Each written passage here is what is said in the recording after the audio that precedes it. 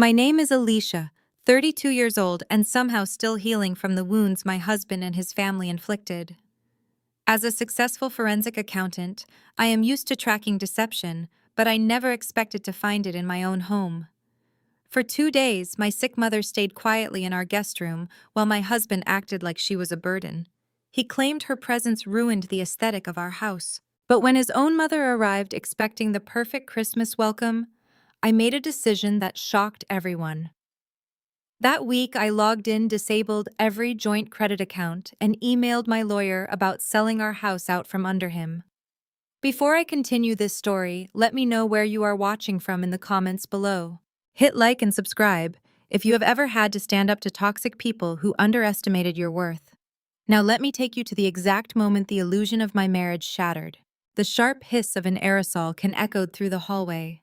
It was a harsh chemical sound that cut through the quiet afternoon.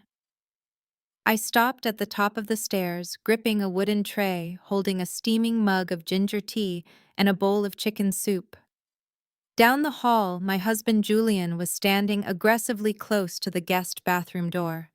He had a can of Lysol in his hand, spraying it in wide, sweeping arcs the absolute second my mother Evelyn stepped out into the corridor. My mother is 60 years old and actively recovering from a grueling round of chemotherapy. She had come to visit us for just a few days to rest. She wore a thick robe, her shoulders hunched, looking fragile and exhausted. She coughed softly into a tissue, stepping back as the cloud of disinfectant rained down around her. Julian did not even look at her. He held his phone pinned between his ear and his shoulder, complaining loudly to his friend on the other end of the line. "Man, I am telling you, the whole house smells like a pharmacy right now. It is depressing. You know I have a certain standard for my living space, and sick people completely ruin the aesthetic. I cannot even have guests over without it smelling like a hospital ward." I stood frozen in the hallway. My knuckles turned white as I gripped the edges of the tray. I watched my mother shrink into herself. She pulled her robe tighter, lowered her eyes to the hardwood floor, and quickly shuffled back into the guest bedroom, closing the door silently behind her. Julian kept spraying the air, completely oblivious to the cruelty of his actions. He was dressed in a tailored vest and expensive slacks, acting as if he was the master of a corporate boardroom, rather than a man terrorizing a sick woman in his own home. I took a deep breath, forcing my professional composure to take over. I walked down the hall, walked right past him without saying a word, and brought the tea to my mother. She pretended she had not heard him praising the smell of the ginger, but the brightness in her eyes was gone. By dinner time, my blood was practically boiling. Despite her fatigue, my mother had insisted on cooking. She spent 2 hours standing over the stove, carefully stirring her famous Louisiana gumbo. It was a recipe passed down from my grandmother, rich with spices, shrimp, crab, and andouille sausage. The entire kitchen smelled like warmth and home. It was her way of saying thank you to us for letting her stay. I set the dining table with our best plates. My mother sat across from me, a hopeful smile on her face. Then Julian finally came downstairs. He walked into the dining room looking at his phone. He sat down at the head of the table, glanced at the steaming bowl of gumbo in front of him, and visibly wrinkled his nose. He pushed the bowl away with the tips of his fingers, sliding it across the placemat like it was contaminated. "What is this?" he asked, his tone dripping with condescension. "It is my mother's gumbo, Julian," I said, keeping my voice dangerously level. "She spent all afternoon making it." Julian sighed heavily, tapping his manicured fingers on the table. "Alicia, you know I am on a strict diet. I only eat executive tier protein now. Heavy stews and all that sodium just drag down my energy.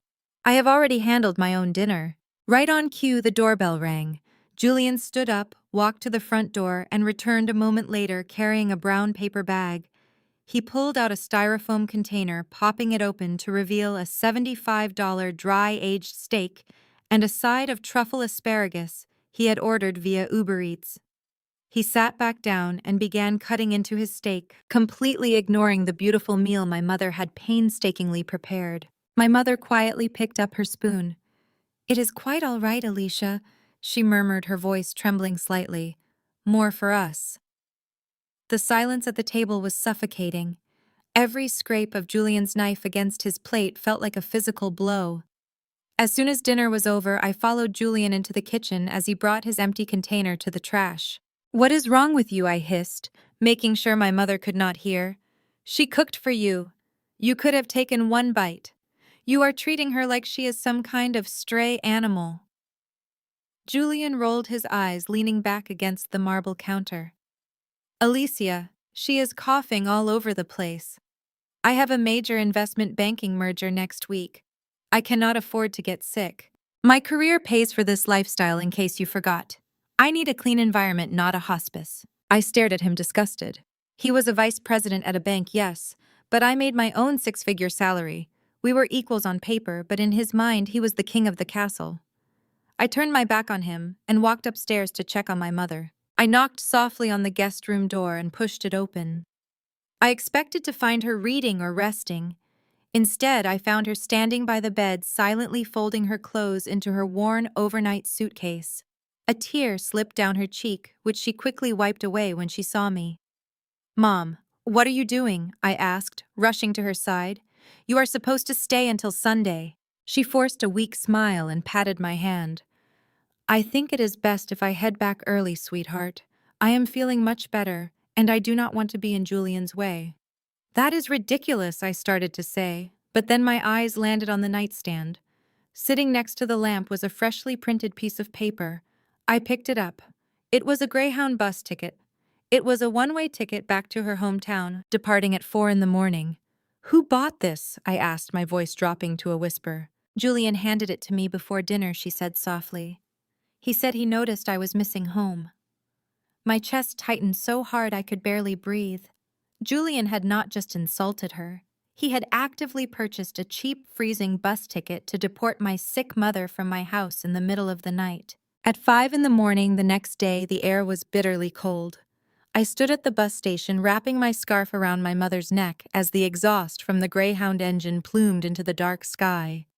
I begged her to let me buy her a plane ticket, but she refused, saying she just wanted to leave quietly without causing any more trouble. I hugged her tight, watching with a broken heart as she slowly climbed the steps of the bus. I drove back to my house in complete silence. I did not turn on the radio. I just gripped the steering wheel while the forensic accountant inside me began to meticulously categorize the events of the past 48 hours. By the time I pulled into my driveway, the hurt had completely evaporated. Only cold, calculating clarity remained. I unlocked the front door, marched directly up the stairs, and walked into the master bedroom. Julian was fast asleep, buried under the heavy duvet.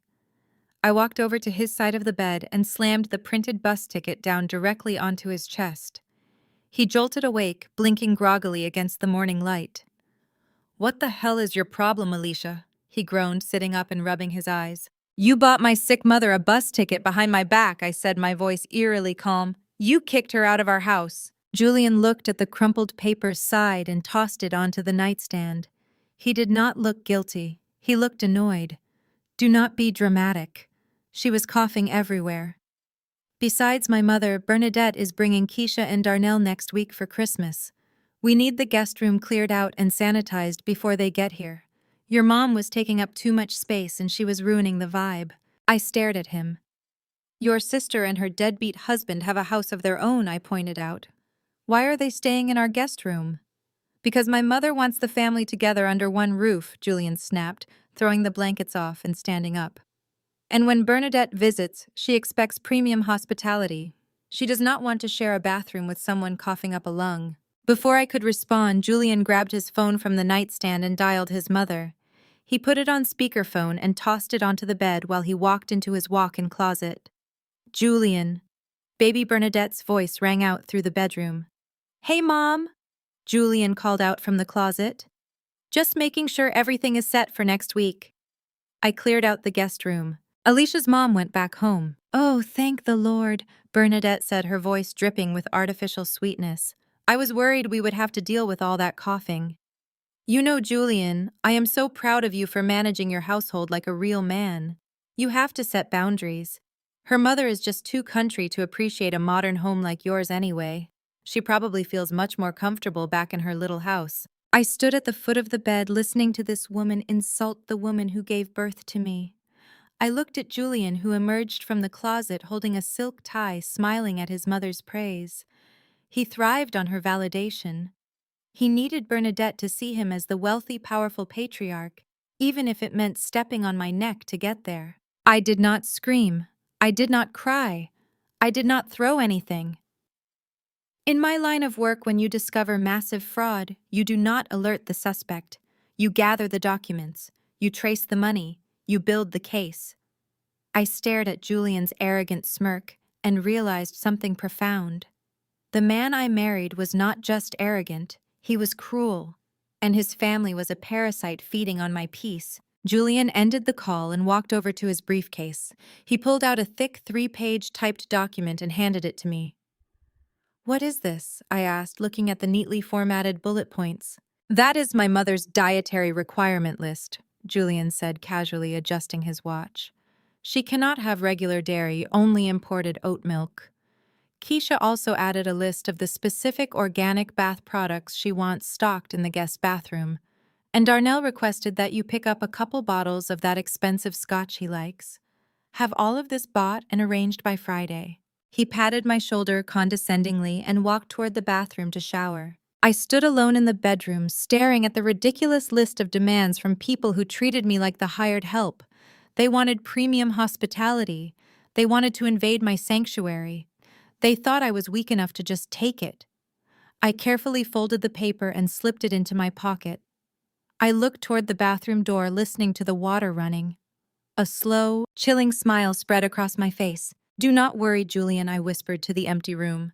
"I will take care of absolutely everything." Friday arrived with a bitter chill in the air.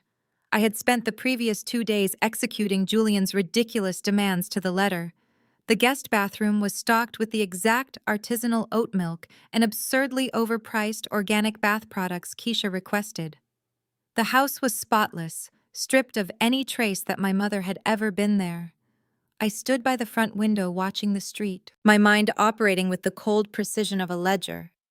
Every insult was a debit, every slight a liability they were accumulating. At exactly noon, a massive black Cadillac Escalade pulled into our driveway, tires crunching aggressively against the pristine gravel. The doors swung open, and the invasion began. Darnell stepped out first, wearing designer sunglasses and a flashy jacket that screamed new money, or rather, the desperate illusion of it. Keisha followed, immediately holding up her phone to record a video of her stepping onto the property. And then came Bernadette. She stepped out of the vehicle like a visiting monarch draped in a heavy faux fur coat, her eyes immediately scanning my property for flaws. Darnell and Julian began unloading the trunk. 1247 enormous designer suitcases were hauled out and dragged up the walkway. They were staying for 5 days, yet they packed as if they were relocating to a foreign country. I opened the front door, forcing a polite, neutral expression onto my face. Bernadette marched up the front steps. She did not say hello. She did not ask how I was doing.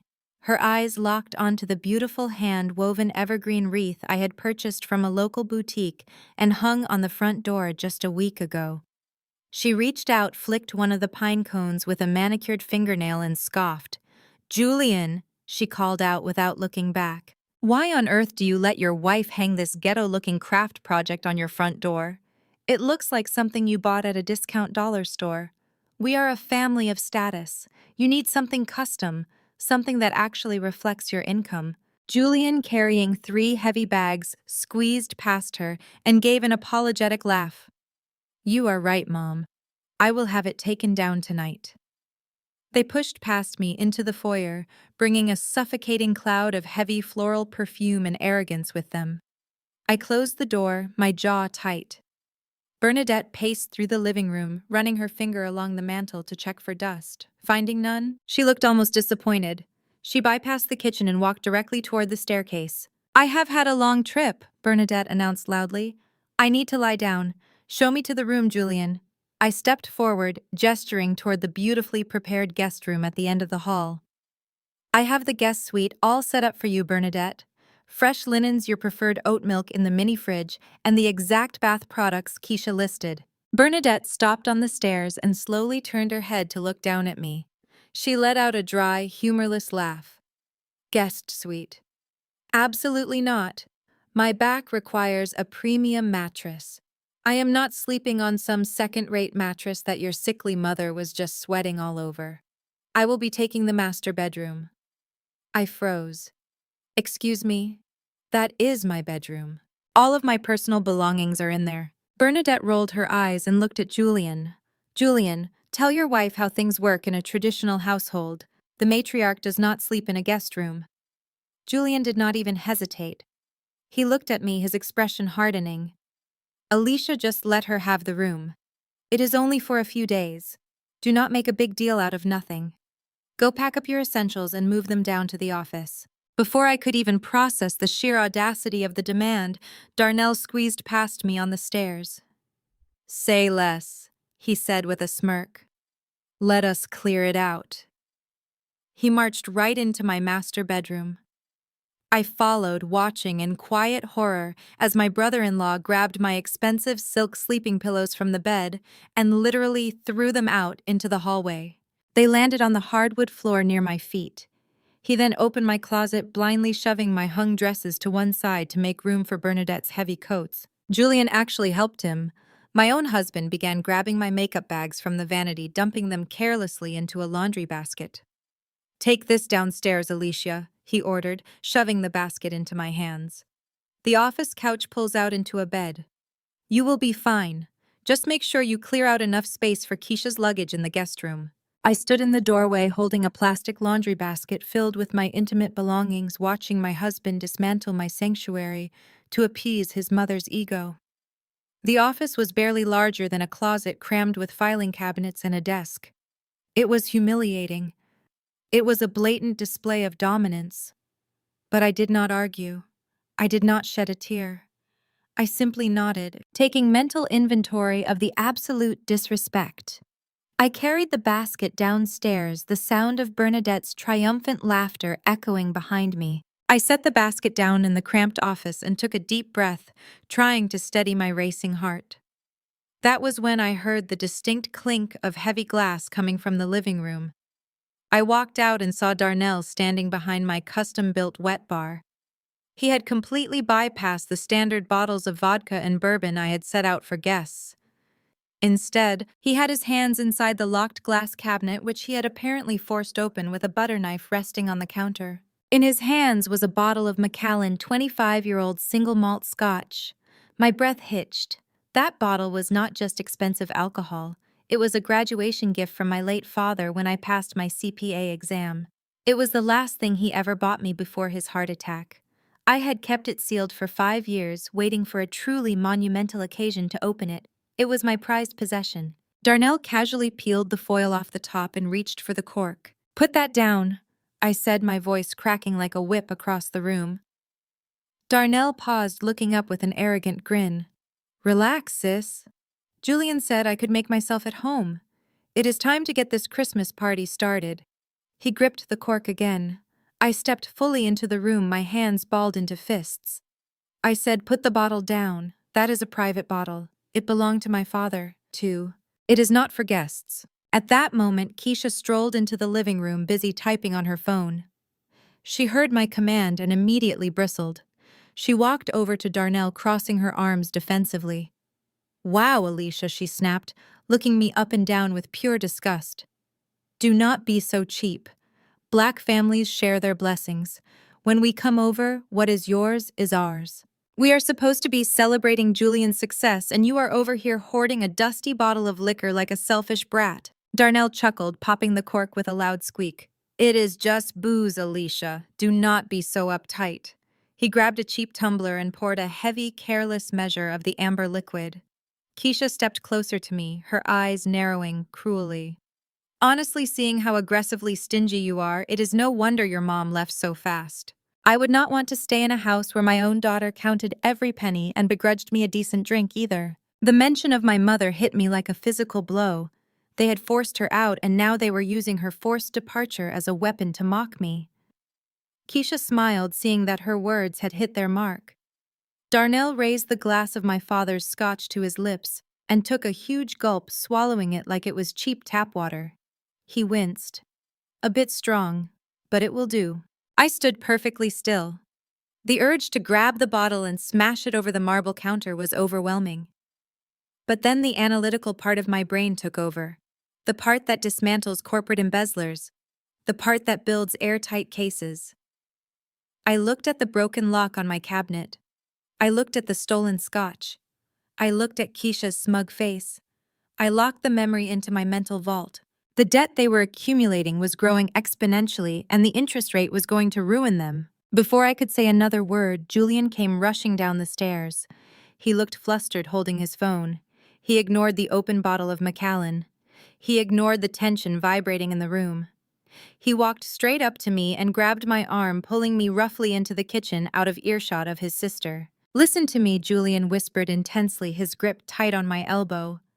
"My mother is unhappy with the house. She says it does not look festive enough. It does not look like an executive's home. Keisha volunteered to go to the luxury boutique downtown and fix it. She is going to buy proper holiday decorations, the high-end stuff." I pulled my arm out of his grasp. "Then give her your credit card. Julian, let her buy whatever she wants." Julian gritted his teeth, looking away nervously for a fraction of a second. "My cards are tied up right now. Corporate expense stuff. It is complicated. You would not understand the banking side of it. I need your black Amex. Hand it over." I stared at him. "You want me to give your sister my American Express card so she can go on a shopping spree for decorations I do not even want?" "Do not make this difficult, Alicia," he demanded, stepping closer to intimidate me.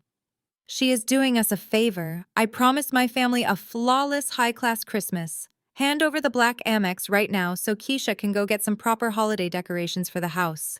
If you ruin this weekend for me, I swear you will regret it." I looked into my husband's eyes.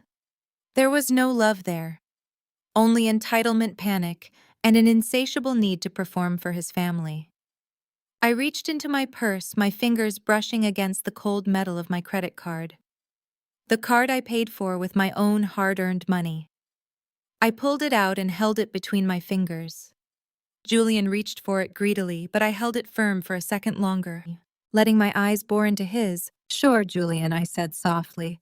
"Give Keisha the card. Let her buy whatever she needs to make this family feel wealthy." Julian snatched the card from my hand with a grunt of satisfaction and walked back into the living room to hand his sister my credit limit. I stood in the kitchen alone, surrounded by the wreckage of my peace.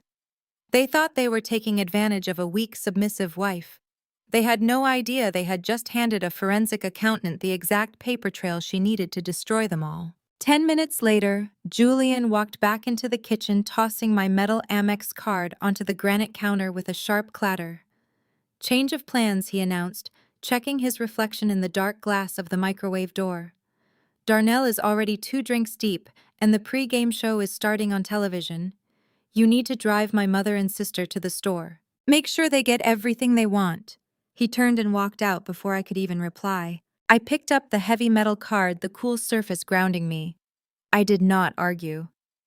Arguing with Julian was pointless, but observing his family and their natural element of greed was an opportunity. I grabbed my car keys and walked out to the garage. The drive to Whole Foods was suffocating. Bernadette sat in the passenger seat, immediately complaining that the leather was too stiff and the seat warmer was not fast enough for her liking. In the back seat, Keisha recorded multiple videos for her social media, loudly proclaiming that she was off to curate a luxury holiday experience for her loyal followers. She angled the camera just enough to make sure my face was completely cut out of the frame. I kept my eyes on the road, my hands at 10 and 2 playing the role of their silent, invisible chauffeur. The moment the sliding glass doors of the grocery store parted, they grabbed 2 separate shopping carts and treated the aisles like a free warehouse sweep. Bernadette went straight for the imported wine section. She did not look at the labels for taste or pairing notes. She only looked at the price tags.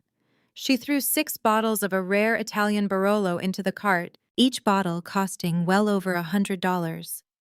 She then moved to the seafood counter, ordering 5 pounds of wild-caught Alaskan crab legs and several tins of fresh caviar. Keisha was just as destructive in the specialty foods aisle. She tossed jars of imported white truffles, artisanal fig preserves, and expensive aged Gouda into her cart with reckless abandon. She grabbed 3 massive, ridiculously overpriced floral centerpieces that we had absolutely no room for on our dining table. I walked a few paces behind them, mentally calculating the running total. It was absurd. They were buying enough luxury food to feed a small army, and none of it fit together to make an actual, cohesive meal. It was just a grotesque display of financial gluttony. As we navigated toward the checkout lanes, the store began to crowd with other holiday shoppers. Keisha pushed her overflowing cart next to mine, pulling out her phone to check her notifications. She glanced over at me, her eyes filled with that familiar, unwarranted pity that she always seemed to carry. "You know," Alicia Keisha began, her voice loud enough for the people in the next aisle to hear clearly. "I really do not know how you sit in a boring cubicle all day. Being an accountant is basically just glorified secretarial work. You are just punching numbers into a spreadsheet for some boss who does not even know your name. It sounds exhausting and completely unfulfilling." I kept my expression perfectly blank. "I am a forensic accountant. I track down embezzlers, uncover hidden offshore assets, and testify in federal court as an expert witness." But to Keisha, I was just a sad woman with a calculator. "You really should ask Darnell for some investment advice," Keisha continued, laughing loudly. "He makes more in one single crypto trade than you make in a year of pushing papers. It is all about working smart, not hard. But I guess not everyone has the mindset for true wealth. Some people are just destined to be employees forever." I nodded slowly, letting the insult wash over me. "I will be sure to keep that in mind, Keisha." We finally reached the checkout line. The cashier, a young woman who looked incredibly tired from the holiday rush, began scanning the mountain of items. Beep after beep, the total on the digital screen climbed higher and higher. 500, 800, 1,000. The final total settled at an obnoxious $1,247.32. Bernadette stood tall, adjusting her heavy fur coat, looking around to see if the other customers were admiring her expensive grocery haul. Keisha smirked, holding her hand out to me without even looking in my direction. "Card, please," she said, wiggling her perfectly manicured fingers.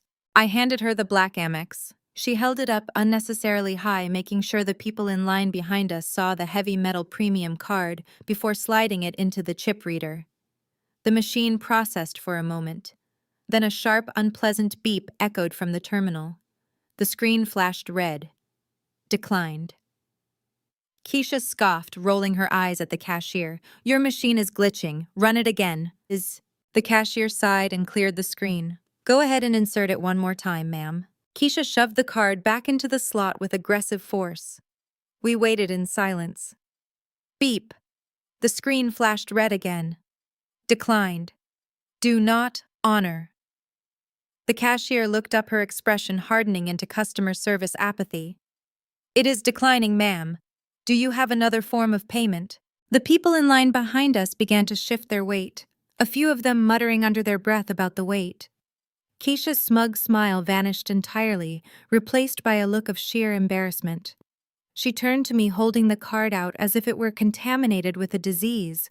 "What is wrong with your card, Alicia?" Before I could even process what was happening, Bernadette let out a dramatic theatrical sigh that practically echoed across the produce section. "Oh, Lord!" she proclaimed loudly, throwing her hands up in the air. "Julian married a woman with bad credit. I told him this would happen. All this talk about being an independent woman, and she cannot even buy groceries for her own family. How incredibly humiliating for my son." My face burned hot, not from shame but from absolute shock and confusion. I am meticulous with my finances. I have a credit score over 800. More importantly, I had just paid the $40,000 balance on that exact card in full just 2 days ago. There was absolutely no limit on that account that a grocery bill would trigger. Something was catastrophically wrong. "I will handle it," I said, my voice dropping to a dangerous quiet octave. I snatched the card from Keisha's hand. I looked at the cashier. "Suspend the transaction. I need to make a quick phone call." I ignored Bernadette's dramatic groans and Keisha's frantic texting as I stepped completely out of the checkout line. I walked to a quiet corner of the store near the exit doors, shielding my left ear from the noise of the crowd. My heart was pounding rapidly against my ribs, but my mind was shifting into an icy, analytical state. I pulled out my phone and dialed the direct line to my private banking concierge. I bypassed the automated system completely. After 3 rings, a familiar voice answered. "Good afternoon, Mrs. Alicia. This is David with Premier Client Services. How can I assist you today?" "David, my primary card was just declined at a point of sale. I paid the balance on Wednesday. I need to know exactly what is putting a hold on my account right now." I heard the rapid clicking of a keyboard on his end. The silence stretched for a few agonizing seconds. When David spoke again, his professional, upbeat tone had vanished. He sounded tense and incredibly serious. "Mrs. Alicia, the card itself does not have a hold. It was declined because the card is set to draw from your joint checking account for overdraft protection, and the joint checking account currently has insufficient funds." I closed my eyes, pressing the phone harder against my ear. Insufficient funds. David, there was over $60,000 in that liquid account yesterday morning. Yes, ma'am, there was. But a massive automatic withdrawal was processed late last night. Your joint checking was drained to cover the origination fees and the first mandatory interest payment on your new home equity line of credit. The floor beneath me felt like it was tilting violently. The grocery store noise faded into a dull underwater hum. Home equity line of credit. I repeated slowly, tasting the foreign words. What home equity line of credit? David hesitated, clearly reading the detailed notes on his screen. The new loan attached to your primary residence. The loan amount is for $150,000. The funds were disbursed yesterday afternoon and the initial fees were debited from the joint checking account directly after. The loan is fully active. My lungs stopped pulling in air. I stared blankly at a massive display of holiday chocolate truffles across the aisle. My mind raced through every document I had signed in the last year, every piece of mail, every email. Nothing. I am a forensic accountant. I know every single penny that enters and exits my financial orbit. I track fraud for a living. "David?" I whispered, my voice sounding like it belonged to a complete stranger. "I never applied for a loan. I never signed for a home equity line of credit." There was a long, terrifying pause on the line. "Mrs. Alicia," David said quietly, "the documents were submitted electronically through your husband's secure portal. They have your verified electronic signature on every single page." I froze. The cold realization washed over me like ice water plunging straight into my veins. Julian had not just been making terrible financial decisions to impress his mother. He had crossed the line into federal crime. My husband had forged my signature to take out a massive fraudulent loan against our home. I lowered the phone from my ear, standing motionless in the corner of the grocery store. I looked back toward the checkout lanes. Bernadette was still complaining loudly to anyone who would listen, and Keisha was glaring in my direction. They were furious that I could not buy their luxury wine and truffles. They had absolutely no idea that their golden boy, the executive they worshipped so much, was a broke, desperate criminal. And Julian did not realize that he had just committed bank fraud against a woman who specialized in putting bank fraudsters in federal prison. I took a deep breath. The humiliation was completely gone. The sadness was gone. I was about to go back over there and pay for their groceries using my secret personal account. I would smile, I would apologize, I would let them think they had won today. Because starting tonight, I was going down a path that would leave them with absolutely nothing. I paid for the groceries using a secondary account they knew nothing about. I smiled the entire ride home while Keisha bragged to her phone camera and Bernadette complained about the suspension on my car. I prepared their massive, disjointed feast of crab legs and truffles. I watched my husband sit at the head of the dining table laughing loudly at Darnell's terrible jokes, pouring wine, playing the flawless provider. I did not say a word about the declined Amex. I served them. I cleared their plates. I waited patiently for the performance to end. By midnight, the house was finally silent. The heavy, rhythmic sound of snoring echoed down the staircase. Bernadette was snoring loudly in my master bedroom, no doubt enjoying my premium mattress. Down the hall, Darnell and Keisha were asleep in the guest room. Julian had passed out on the leather sofa in the den, an empty glass of my father's scotch resting on the rug beside him. I slipped out of the shadows of the hallway and stepped into the cramped downstairs office where my belongings had been carelessly dumped earlier that afternoon. I gently closed the door behind me and turned the lock until it clicked into place. I did not turn on the overhead lights.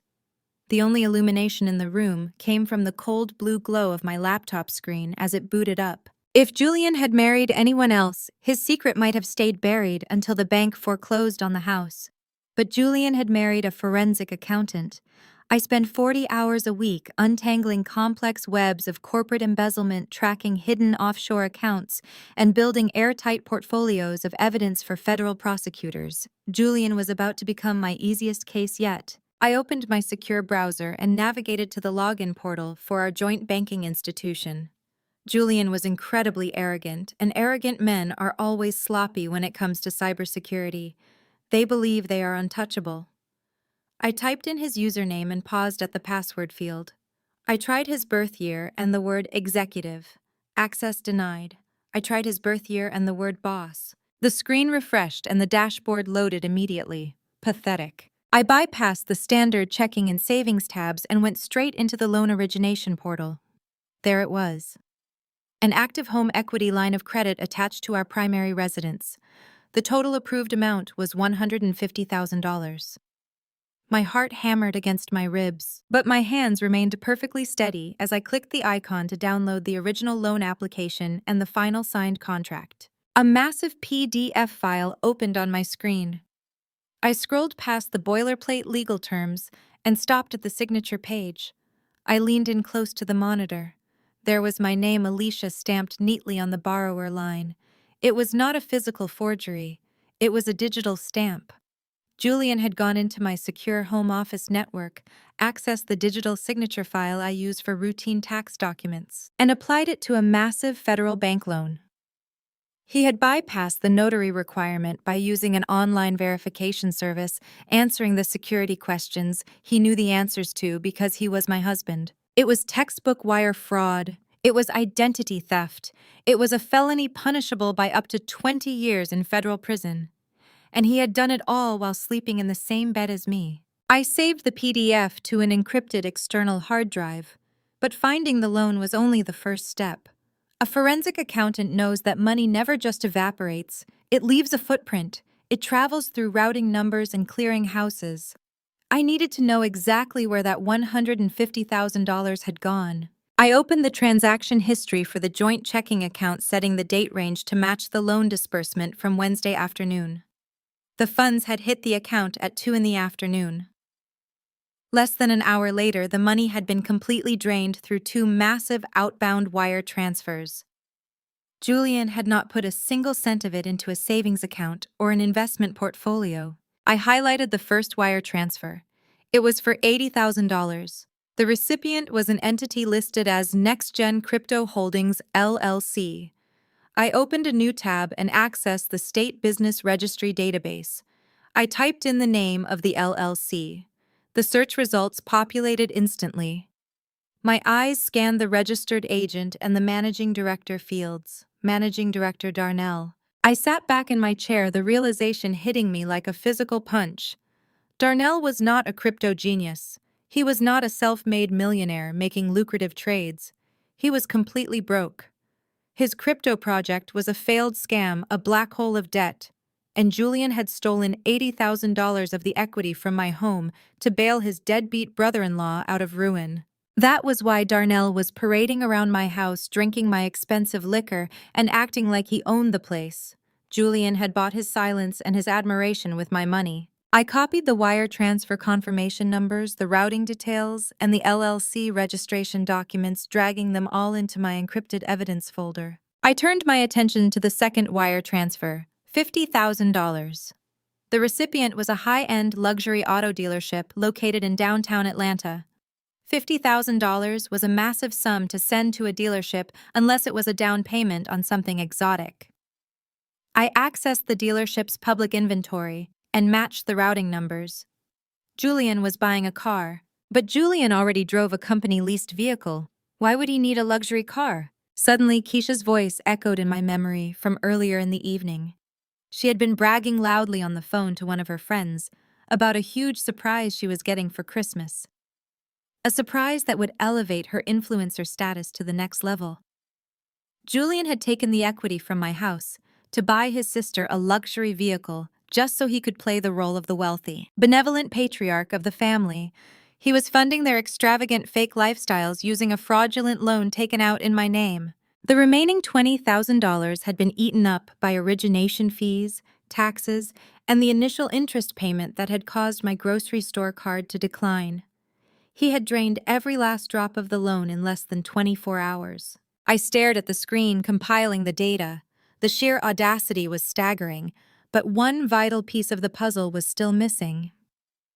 Julian made a lucrative salary at the investment bank. Even with his obnoxious spending habits, he should not have needed to commit a federal crime to get $150,000. He should have been able to secure a personal loan or pull from his own stock options. Why the desperation? Why the sudden need for illegal cash? I picked up my phone and checked the time. It was 1 in the morning. I opened my messages and scrolled down until I found the contact for Sarah. Sarah was a senior human resources director at the exact investment bank where Julian worked. 6 months ago, I had spent 2 entire weekends helping Sarah audit her own personal taxes to save her from a massive IRS penalty. I did it for free. She owed me a massive favor and she had promised me strict confidentiality if I ever needed anything. I typed out a careful, casual message. Hey Sarah, so sorry to text this late. Doing some year-end financial planning and Julian is asleep. Do you happen to have access to his current compensation tier? Trying to calculate our tax bracket before the new year. Need to know if that major merger he is working on changed his bonus structure. I set the phone down, not expecting a reply until morning, but a notification pinged almost immediately. Sarah was a workaholic, always online. A minute later, a message came through, followed by a screenshot of an internal company dashboard. I opened the message. Alicia Sarah wrote, "What major merger? Julian is not working on any mergers. I probably should not be telling you this, but you saved my life with the IRS." Julian was stripped of his vice president title 6 months ago. He made a catastrophic error on a client portfolio and cost the firm millions. He was demoted to a junior analyst position. His salary was cut by 60%. Frankly, he is on a performance improvement plan right now, and the partners are planning to terminate him entirely right after the holidays. I stared at the glowing screen of my phone. I read the message a second time, then a third. The silence of the cramped office was deafening. The late nights at the office, the constant complaints about high-level executive stress, the refusal to eat my mother's gumbo because he needed executive-tier protein, the arrogant swagger, the disdain for my career. All of it was a complete and utter lie. Julian was not an elite investment banker. He was a failing, demoted junior analyst who was completely broke and weeks away from being fired. He had maintained his lavish lifestyle, impressed his greedy mother, bailed out his broke brother-in-law, and bought his sister a luxury car, all by forging my signature and stealing from the equity of my home. He had built a towering castle of lies, and he had used my name as the foundation. I closed the browser windows one by one. I ejected the encrypted hard drive and slipped it into the hidden pocket of my briefcase. I did not feel angry anymore. Anger is a chaotic emotion. Anger makes you scream and throw things. What I felt was absolute chilling clarity. Julian thought he was the smartest person in the room. He thought he had successfully manipulated the system and his wife. I quietly unlocked the office door and stepped back out into the dark hallway. The snoring from upstairs continued, a chorus of oblivious parasites sleeping soundly in a house they were actively trying to steal. I walked into the kitchen and poured myself a glass of cold water. Bernadette wanted a wealthy son. Keisha wanted a luxury lifestyle. Darnell wanted a free ride. And Julian wanted to be a king. I took a slow sip of water, looking up toward the ceiling. "Enjoy your sleep, Julian," I whispered to the empty kitchen, "because tomorrow I am going to burn your entire kingdom to the ground." The sun rose over the quiet suburban street the next morning, But the peace of our neighborhood was abruptly shattered by the deep, aggressive roar of a high-performance engine. I was standing in the kitchen brewing a fresh pot of coffee when the heavy sound vibrated through the floorboards. I walked into the living room and pulled back the heavy linen curtains. A brand new, brilliant white Porsche Macan with a massive red velvet bow strapped to the hood was pulling into our driveway. The delivery driver shifted it into park, stepped out, and handed a leather key fob to Julian, who was already standing on the front porch, in his expensive silk robe, holding a mug of coffee, like a king surveying his domain. Suddenly, high-pitched screaming erupted from the staircase behind me. Keisha came tearing down the steps, completely ignoring me as she practically ripped the front door off its hinges. She sprinted down the walkway barefoot, shrieking at the top of her lungs. "Oh my God!" she screamed, throwing her arms around the hood of the luxury vehicle. "Julian, you did not. Tell me you did not." Julian walked down the steps with a slow, practiced swagger. He smiled, a perfectly rehearsed look of benevolent wealth plastered across his face. "Merry Christmas, Keisha," he said smoothly, tossing her the keys. "Just a little something to help my favorite sister elevate her influencer career. You cannot be a top-tier content creator driving around in a beat-up sedan. You need a vehicle that matches the family brand." By now, Bernadette had made her way out to the porch, clutching her robe tightly against the morning chill. She gasped, pressing a hand to her chest in dramatic awe. "Oh, Julian," she praised loudly, making sure her voice carried across the perfectly manicured lawns of our subdivision. "You are such an incredible provider. What a massive blessing you are to this family. You truly are the absolute man of the house." A few of our neighbors had stepped out onto their porches to pick up their morning papers, drawn by the loud commotion. Julian noticed them immediately. He puffed out his chest, waving casually to the older gentleman next door. "Just taking care of the family," Julian called out, his voice dripping with arrogance. "A good executive always shares the wealth during the holidays." I stood perfectly still behind the glass of the living room window. I watched my husband bask in the adoration of his mother and sister, soaking up the envy of the neighborhood. He looked so incredibly confident, so completely immersed in the dangerous illusion of his own grandeur. If I had not spent the entire night tracking the fraudulent wire transfers, I might have actually believed the performance. But looking at the gleaming white Porsche, all I saw was $50,000 of stolen equity parked brazenly on my driveway. I waited until Keisha and Bernadette were distracted, busy filming a live stream tour of the leather interior, before I walked out the front door. I approached Julian, who was standing near the mailbox, admiring the sleek profile of the car. I grabbed him by the elbow, my grip tight enough to let him know I was not asking for a suggestion, and pulled him sharply toward the side of the house, completely out of view of his adoring audience. "What is your problem, Alicia?" he snapped, yanking his arm away as soon as we were behind the tall privacy hedge. "You are wrinkling my robe. Cannot you see we are having a beautiful family moment?" I crossed my arms, staring at him with cold intensity. "A Porsche, Julian. You bought your sister a brand new luxury vehicle. Do you want to explain to me how exactly we are paying for that?" Julian rolled his eyes, letting out a heavy, exasperated sigh. "This is exactly why I do not tell you things, Alicia. You are entirely too financially paranoid. You completely lack the mindset of the truly wealthy. You hyperventilate over every single dollar spent instead of looking at the big picture." I stepped closer, lowering my voice so only he could hear. "I am not paranoid, Julian. I am a forensic accountant. I know exactly what our household income is. I know exactly what our liquid assets are. A white Porsche does not just magically appear without a massive capital withdrawal. Where did the money come from?" He did not flinch. He did not look guilty. He looked right into my eyes and lied with the terrifying ease of a seasoned sociopath. "It came from my Christmas bonus, Alicia. The partners at the firm finalized the year-end distributions yesterday. I closed that major merger last month, and my performance bonus was astronomical. I decided to use a portion of it to do something nice for my sister." "Is that a crime in your eyes?" I stared at him, letting the sheer audacity of his lie wash over me. I knew for a fact that he had been demoted 6 months ago. I knew he was on a strict performance improvement plan. I knew he was going to be fired in a matter of weeks. There was no merger. There was no astronomical Christmas bonus. There was only a forged home equity line of credit. You spent your entire bonus on a car for Keisha, I asked, keeping my tone perfectly even, giving him enough rope to hang himself. Yes, I did, Julian sneered, his face twisting into a mask of cruel condescension. Because unlike you, I actually care about seeing my family succeed. Keisha needs an aesthetic upgrade to land better brand deals. It is an investment in her future. But of course you would not understand that.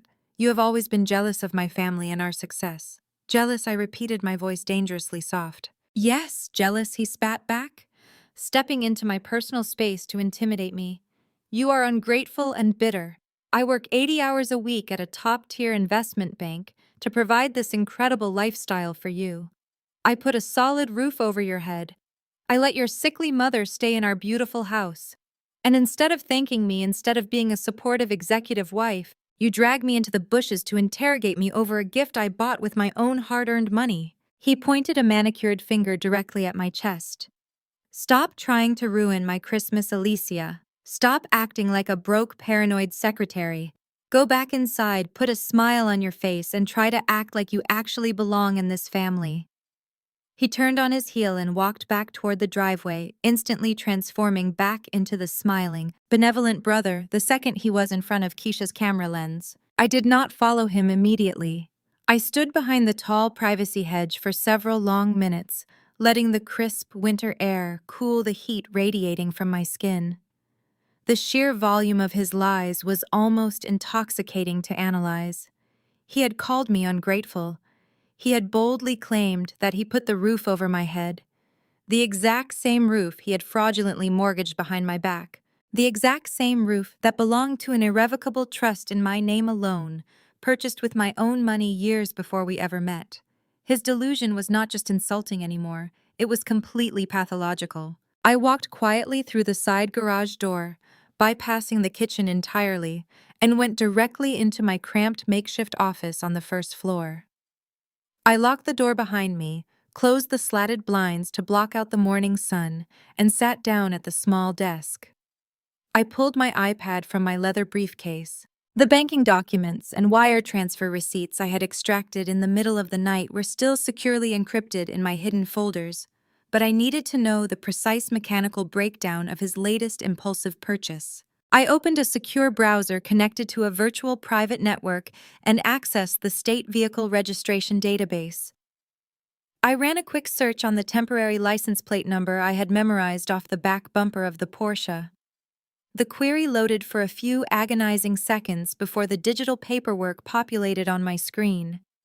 I tapped the glass, magnifying the financial details of the dealership transaction. Julian had lied again. He had not bought the luxury vehicle outright. The $50,000 he had wired to the dealership yesterday afternoon from the stolen home equity funds was only the down payment. The white Porsche Macan was heavily financed. The total purchase price after luxury taxes and dealer markups was over $90,000. The remaining balance had been secured through an aggressive high-interest auto loan. I scrolled down to the primary buyer information section. The loan was entirely under Julian's name. He had leveraged his already crumbling credit score to finance the remaining $40,000.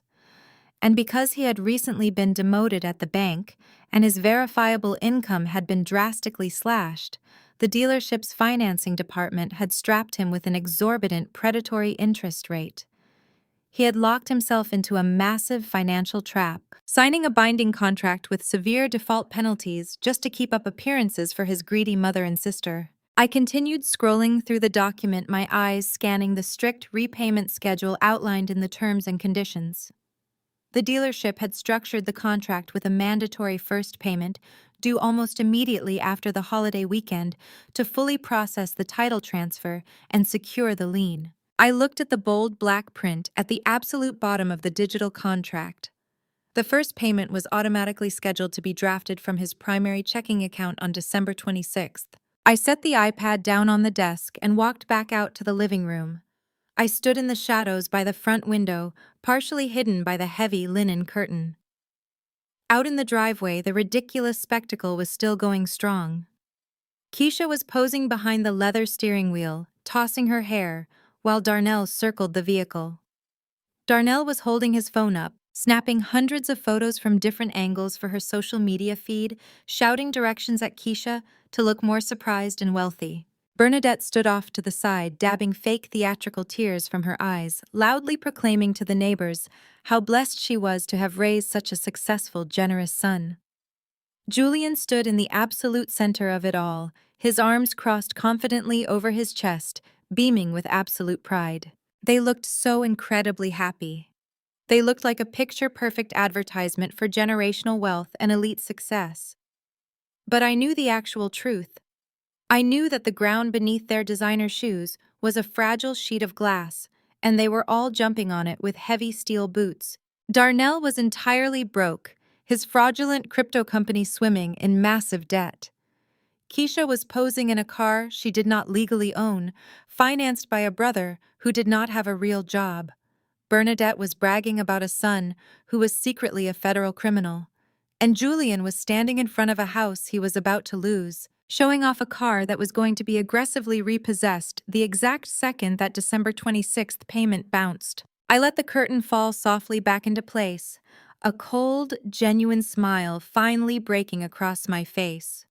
Julian had called me financially paranoid. He had aggressively told me to act like I belonged in his elite tax bracket. He had absolutely no idea that I had already prepared the paperwork to freeze every single joint account we shared. There would be no money left to pay the auto loan. There would be no money left to cover his massive fraud.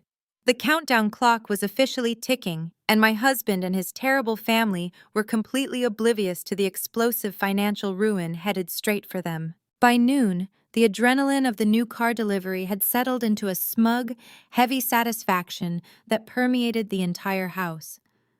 I was in the kitchen slicing lemons for iced water, listening to Keisha loudly narrating another video for her followers from the living room couch. Suddenly, Bernadette clapped her hands together with a sharp, authoritative smack. "Family meeting," she announced, her voice echoing off the vaulted ceilings and demanding absolute attention.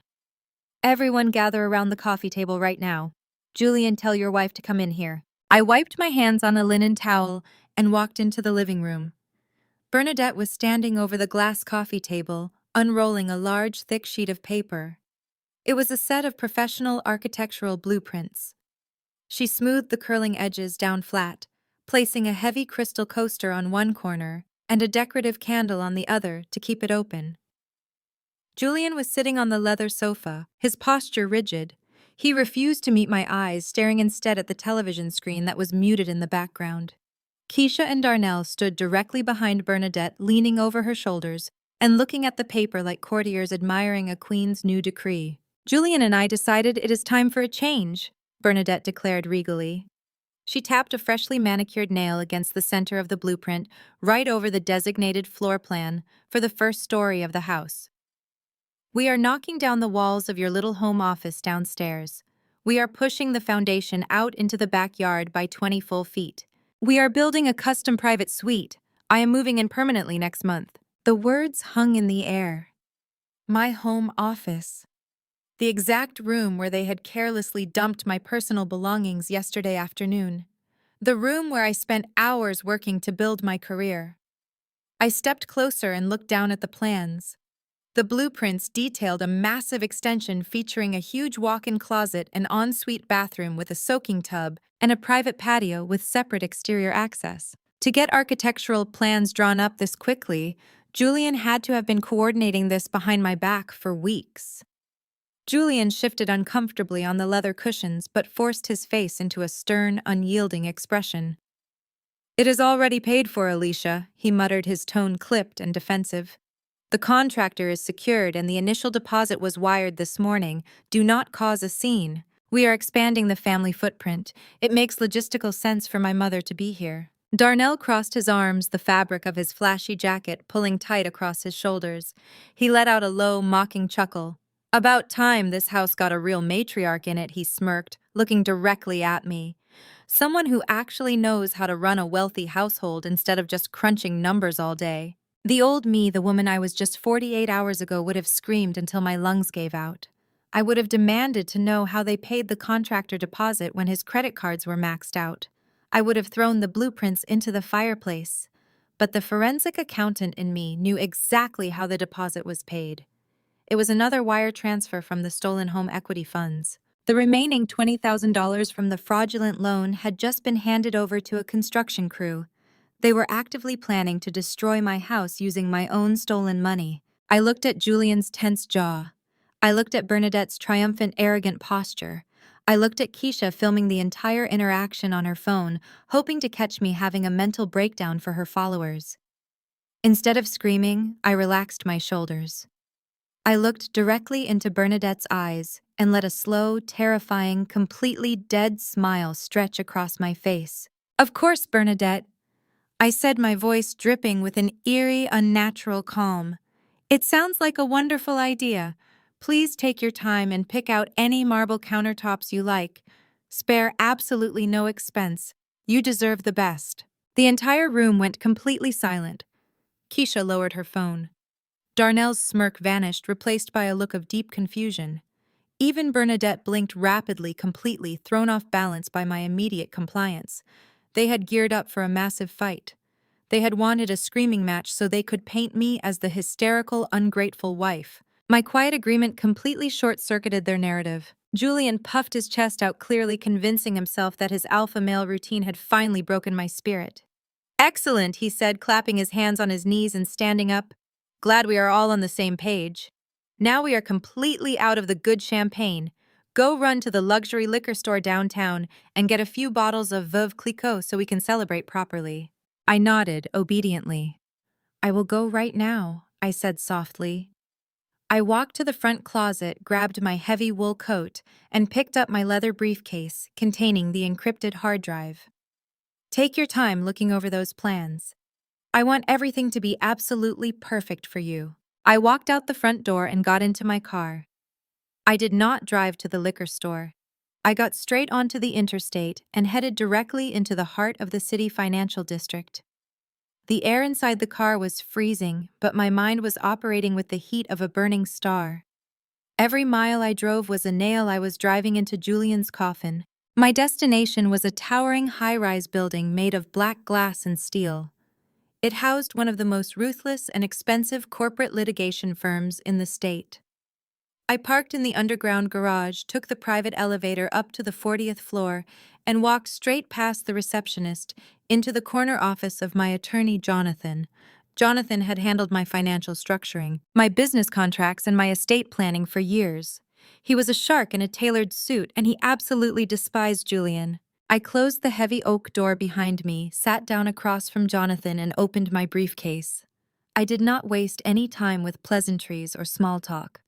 I slid the encrypted hard drive and a thick stack of freshly printed banking records across the polished mahogany desk. "Jonathan," I said, leaning forward, "I need you to initiate a hard freeze on all of my personal assets immediately."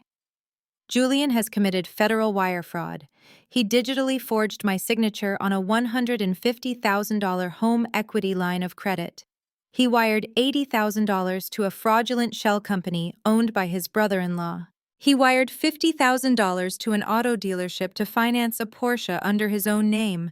And this morning, he apparently paid a construction contractor the remaining balance to demolish the first floor of my house. Jonathan's eyebrows shot up toward his hairline.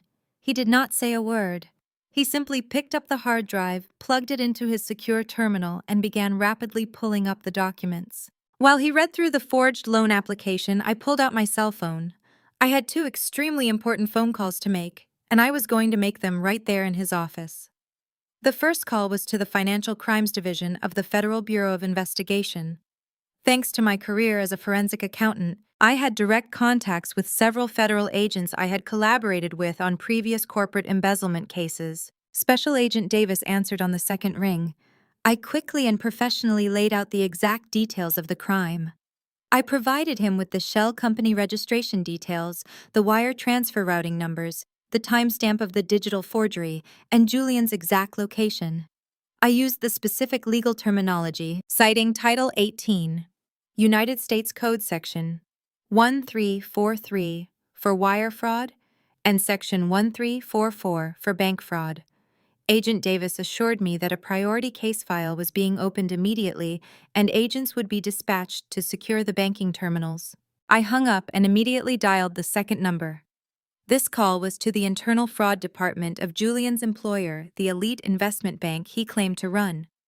Julian had used the bank's own internal portals and his employee clearance to push the fraudulent loan through the automated approval system without a manual underwriter review. I forwarded the entire package of evidence directly to their chief security officer.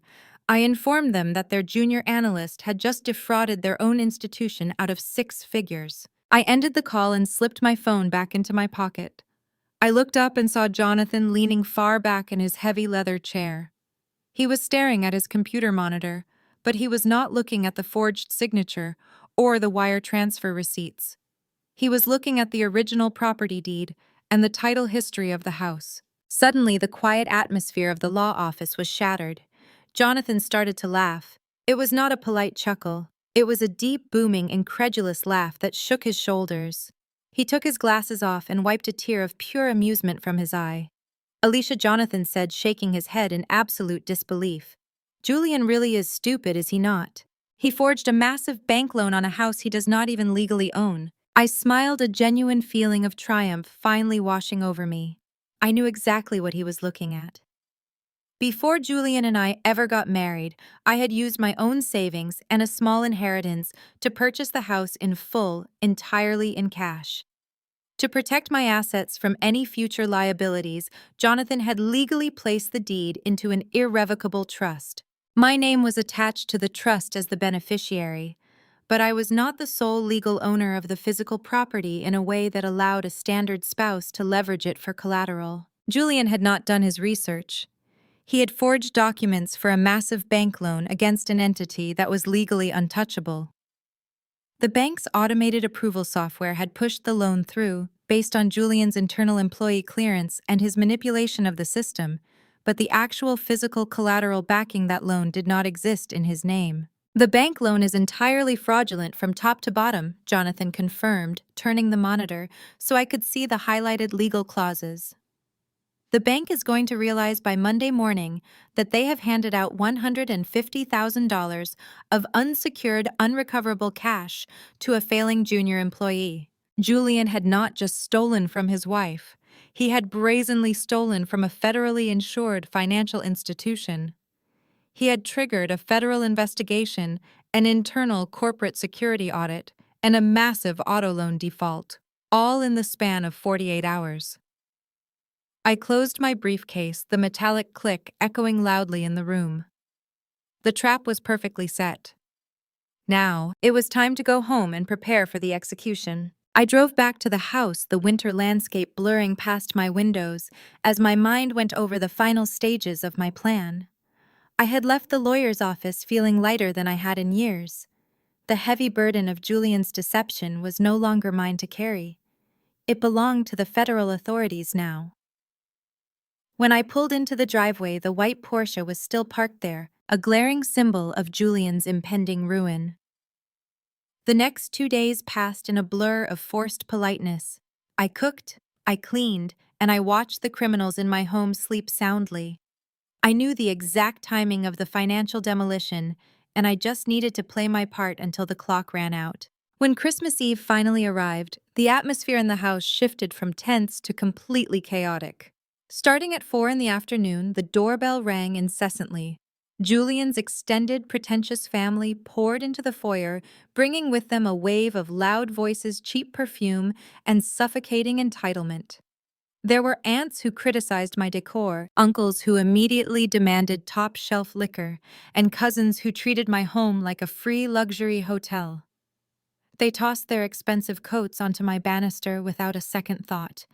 I stood by the door, taking their garments, acting the part of the dutiful, silent wife. Julian greeted everyone with aggressive handshakes and loud boasts, directing them toward the living room where his mother was waiting. The house was packed to the brim, radiating heat and obnoxious energy. Bernadette had positioned herself in the absolute center of the living room. She was wearing a dark velvet gown that looked completely out of place for a family dinner, but perfectly suited for the queen she believed herself to be. She held a crystal flute of expensive champagne, gesturing grandly as she spoke to a captive audience of female relatives. She was holding court bragging about Julian's executive lifestyle, inflating his already fabricated accomplishments to absurd levels. "My Julian is managing portfolios worth billions," she announced loudly, making sure her voice carried over the holiday jazz playing on the speakers. "He is practically running the bank at this point. That is why we are expanding the estate. He insisted his mother have a custom suite on the property. A real man takes care of his family when he reaches the absolute peak of his career." Across the room, Keisha was leaning against the grand piano, forcing her younger cousins to watch her latest social media videos. She was wearing a designer dress that still had the security tag tucked into the inner seam, an obvious sign she planned to return it immediately after the holiday. "Look at the interior of the Porsche Julian bought me," she boasted, shoving her phone screen into their faces. "Custom leather. You really need a supportive, wealthy brother to make it in the influencer industry. Most people are just haters because they are entirely broke." I moved through the crowd, an invisible ghost in my own home, picking up discarded napkins and empty glasses. I was the homeowner, the breadwinner, and the legal owner of the property they were standing on. But in their eyes, I was just the hired help. When I approached the coffee table where Bernadette was seated to clear away a platter of half-eaten appetizers, she did not even acknowledge my presence as a human being.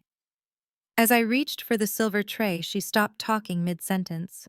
She did not look at my face. She simply snapped her manicured fingers at me, a sharp, degrading sound that cut through the conversation. Alicia, Bernadette ordered, pointing a long fingernail at a messy stack of dirty dessert plates resting on the side table. "Go wash these right now. The catering staff we hired is busy setting up the main course on the patio, and we cannot have dirty dishes cluttering up the aesthetic. Take them to the kitchen and stay there until it is time to serve the entrees. Let the real earners talk business without your constant distractions." A few of the cousins exchanged uncomfortable glances, but absolutely nobody said a single word to defend me. Instead, Darnell stepped into the circle, swirling a heavy pour of my father's stolen Macallan in his glass. He let out a loud, obnoxious laugh that grated against my nerves. "Come on, Auntie, leave her alone." Darnell sneered, his eyes practically gleaming with malice. "She is used to taking orders." That is exactly what people who work 9-to-5 jobs like Alicia do. They follow instructions. They push paper. They fetch coffee. It is not her fault she does not have the entrepreneurial mindset to build a crypto empire like I did. You cannot expect a basic employee to understand how the real financial players operate in this world. I stood there holding the silver tray, looking directly at Darnell's smug face. The absolute irony of his arrogant statement was almost too heavy to carry. He was standing in my house, drinking my expensive liquor, calling himself a crypto empire builder, while actively swimming in $80,000 of fraudulent debt that my husband had stolen just to keep him from declaring total bankruptcy.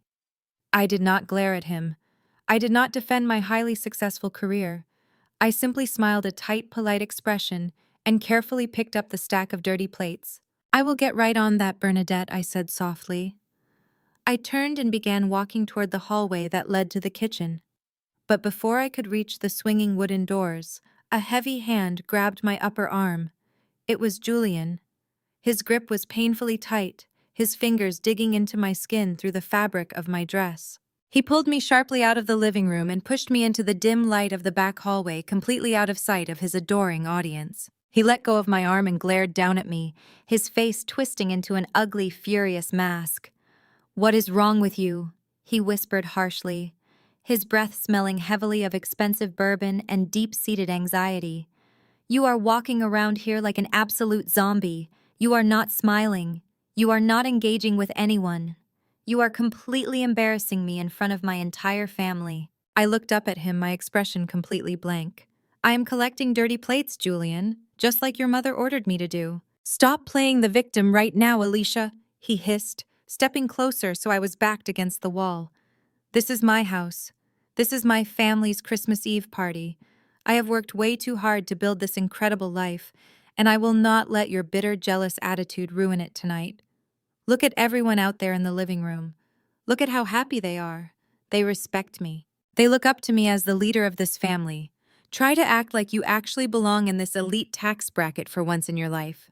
Stop acting like the poor, miserable girl you were when I first found you. I stared into his eyes, analyzing the micro expressions on his face. There was genuine, suffocating panic hiding just beneath his unyielding anger. He was utterly terrified.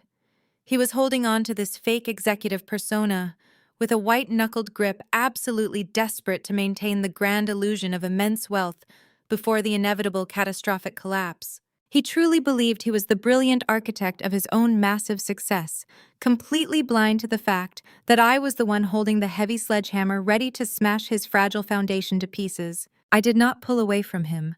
I did not raise my voice or show any sign of weakness. I simply let out a slow, steady breath and nodded my head. A genuine, chilling smile finally touched my lips. "Do not worry, Julian," I whispered quietly, my voice completely devoid of any remaining affection or emotion. "Tonight, everyone in that room will know exactly what tax bracket you belong in. I promise you that." I stepped gracefully around him, leaving him standing in the dark hallway with a confused, slightly unnerved expression written across his face.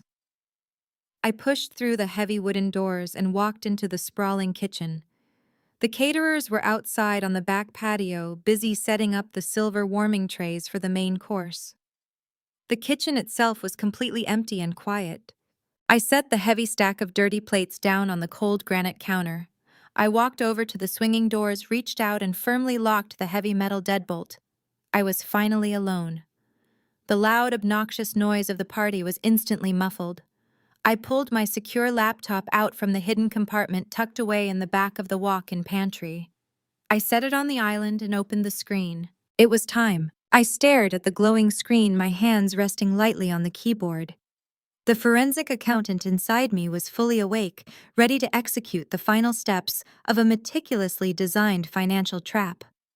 Every insult they had hurled at me over the past few days, every dismissive gesture, and every stolen dollar fueled my focus.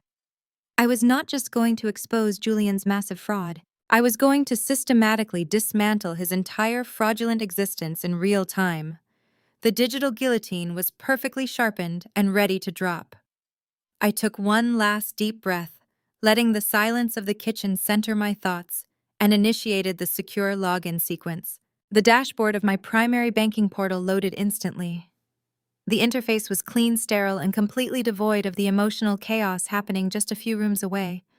Sitting in the dark kitchen, surrounded by the towering stacks of dirty plates and half-empty wine glasses that Bernadette had ordered me to wash, I felt entirely at peace. The caterers were outside on the freezing patio, loudly clanking silver warming trays and preparing the roasted meats for the main course. Inside this kitchen, however, the only sound was the quiet, deliberate clicking of my laptop keys. This was the execution chamber. I clicked into our joint checking account. This was the central financial hub of Julian's entire universe. This was the account he used to pay his country club membership dues, his expensive tailored clothing subscriptions, and the massive minimum payments on his rapidly accumulating debts. It was currently holding the remaining fragments of my latest paycheck, along with a few $1,000s of our shared emergency savings. He relied on this account to maintain his facade. He needed my income to float his lifestyle while he pretended to be the sole provider. I had already established a new, highly secure personal account under a completely different financial institution on the other side of the country. It was an account where Julian had no access, no authority, and no visibility.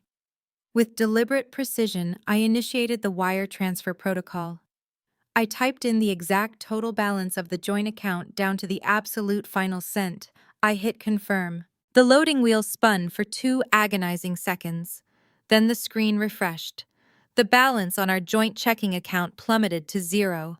Every single dollar of my hard-earned money drained out of the shared ecosystem and flowed safely into my private vault. But emptying the checking account was only the beginning. Julian lived his entire life on credit. He survived on the fragile illusion of limitless spending power, waving premium metal cards at expensive steakhouses to impress his colleagues and his family. I accessed the management dashboard for every single credit line connected to my name, my social security number, or my primary accounts. Julian carried 3 premium credit cards as an authorized user, all strictly riding on the coattails of my pristine credit score. I did not just lower the limits to restrict his spending. I went deep into the security settings and flagged every single one of his physical cards as stolen and severely compromised. The banking system accepted the fraud flags immediately. A permanent, irreversible security freeze locked down his physical plastic, his digital wallets, and his autopay subscriptions. If he tried to buy so much as a cup of coffee tomorrow morning, or if he tried to pay the caterers for tonight's extravagant holiday feast, the terminal would scream declined and confiscate the card. His financial oxygen supply was officially cut off. He was now a man standing at the bottom of the ocean with no air in his tank. I took a slow sip of cold water, my eyes never leaving the glowing monitor. It was time for the fatal blow. I opened my encrypted email server and drafted a new high-priority message directed to the Chief Compliance Officer, the head of Human Resources, and the senior managing partners at Julian's investment bank. I did not use emotional language. I did not write like a scorned, heartbroken wife. I wrote the email like a sterile, undeniable audit report from a senior forensic accountant presenting evidence to a federal jury. I attached the forged home equity line of credit documents clearly highlighting where my digital signature had been hijacked. I attached the state registration for Darnell's fraudulent shell company, proving exactly who was receiving the stolen funds. I attached the wire transfer routing numbers, proving that Julian had funneled stolen bank money directly to a failing crypto scam. Finally, I provided a clear step-by-step breakdown of how their demoted junior analyst had exploited company hardware and bypassed internal security portals to commit federal bank fraud on company time. I moved the cursor over the red send button and clicked it. The email vanished into the ether. There was no recalling it. In the financial sector, wire fraud is the ultimate unforgivable sin. When the bank executives opened their inboxes after the holiday weekend, Julian would not just be terminated from his position, he would be immediately handed over to federal prosecutors by his own employer. Financial ruin and career destruction were devastating, but physical displacement was the ultimate reality check.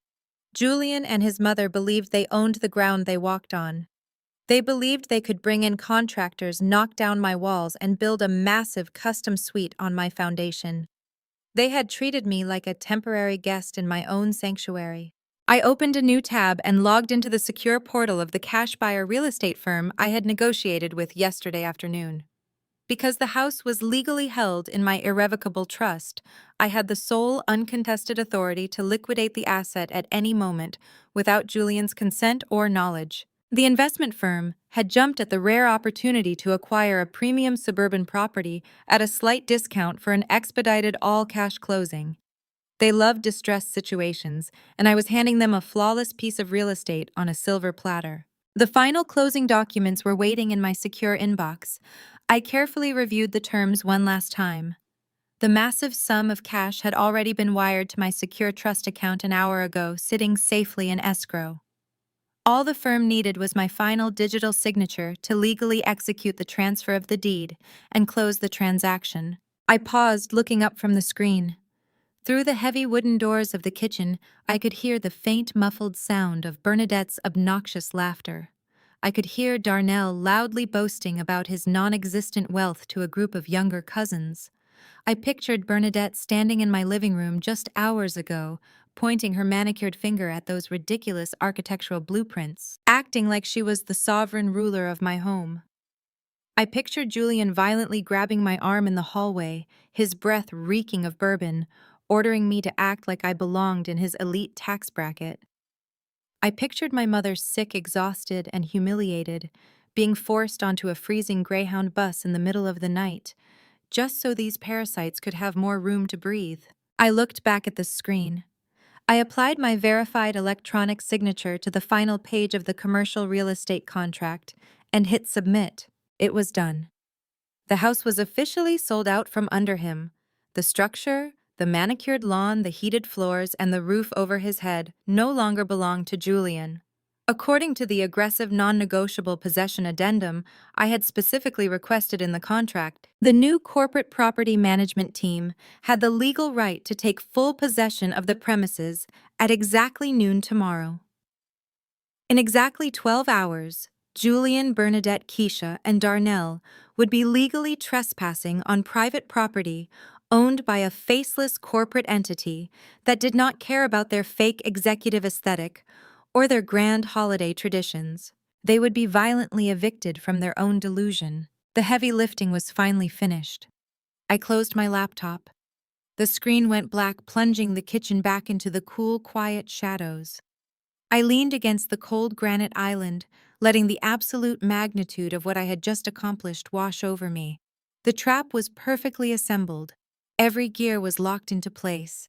I had severed the accounts, frozen the credit, destroyed the career, and sold the castle. All that was left was to wait for the sun to rise and watch the heavy machinery tear their arrogant world apart. Just as I reached to unlock the kitchen door, the screen of my cell phone illuminated in the dark, vibrating silently against the countertop. I picked it up and looked at the incoming text message. It was from Terrence. Terrence was an old friend from my university days who owned a highly successful commercial towing and vehicle repossession company in the city. I had called in a massive favor from him yesterday afternoon, providing him with the exact dealership financing details, the vehicle identification number, and the precise location of Keisha's brand new luxury vehicle. Because the loan was secured with fraudulent funds and Julian's credit was now frozen, the dealership had every legal right to reclaim their property immediately to prevent flight risk. I opened the message. Terrence was a professional who did not waste words. "Tow truck is staged 2 blocks away," he wrote. "We are fully hooked up and ready to roll, just keeping the diesel engine warm, awaiting your signal." I looked toward the kitchen doors. I could still hear the holiday jazz playing loudly in the living room. They were completely oblivious.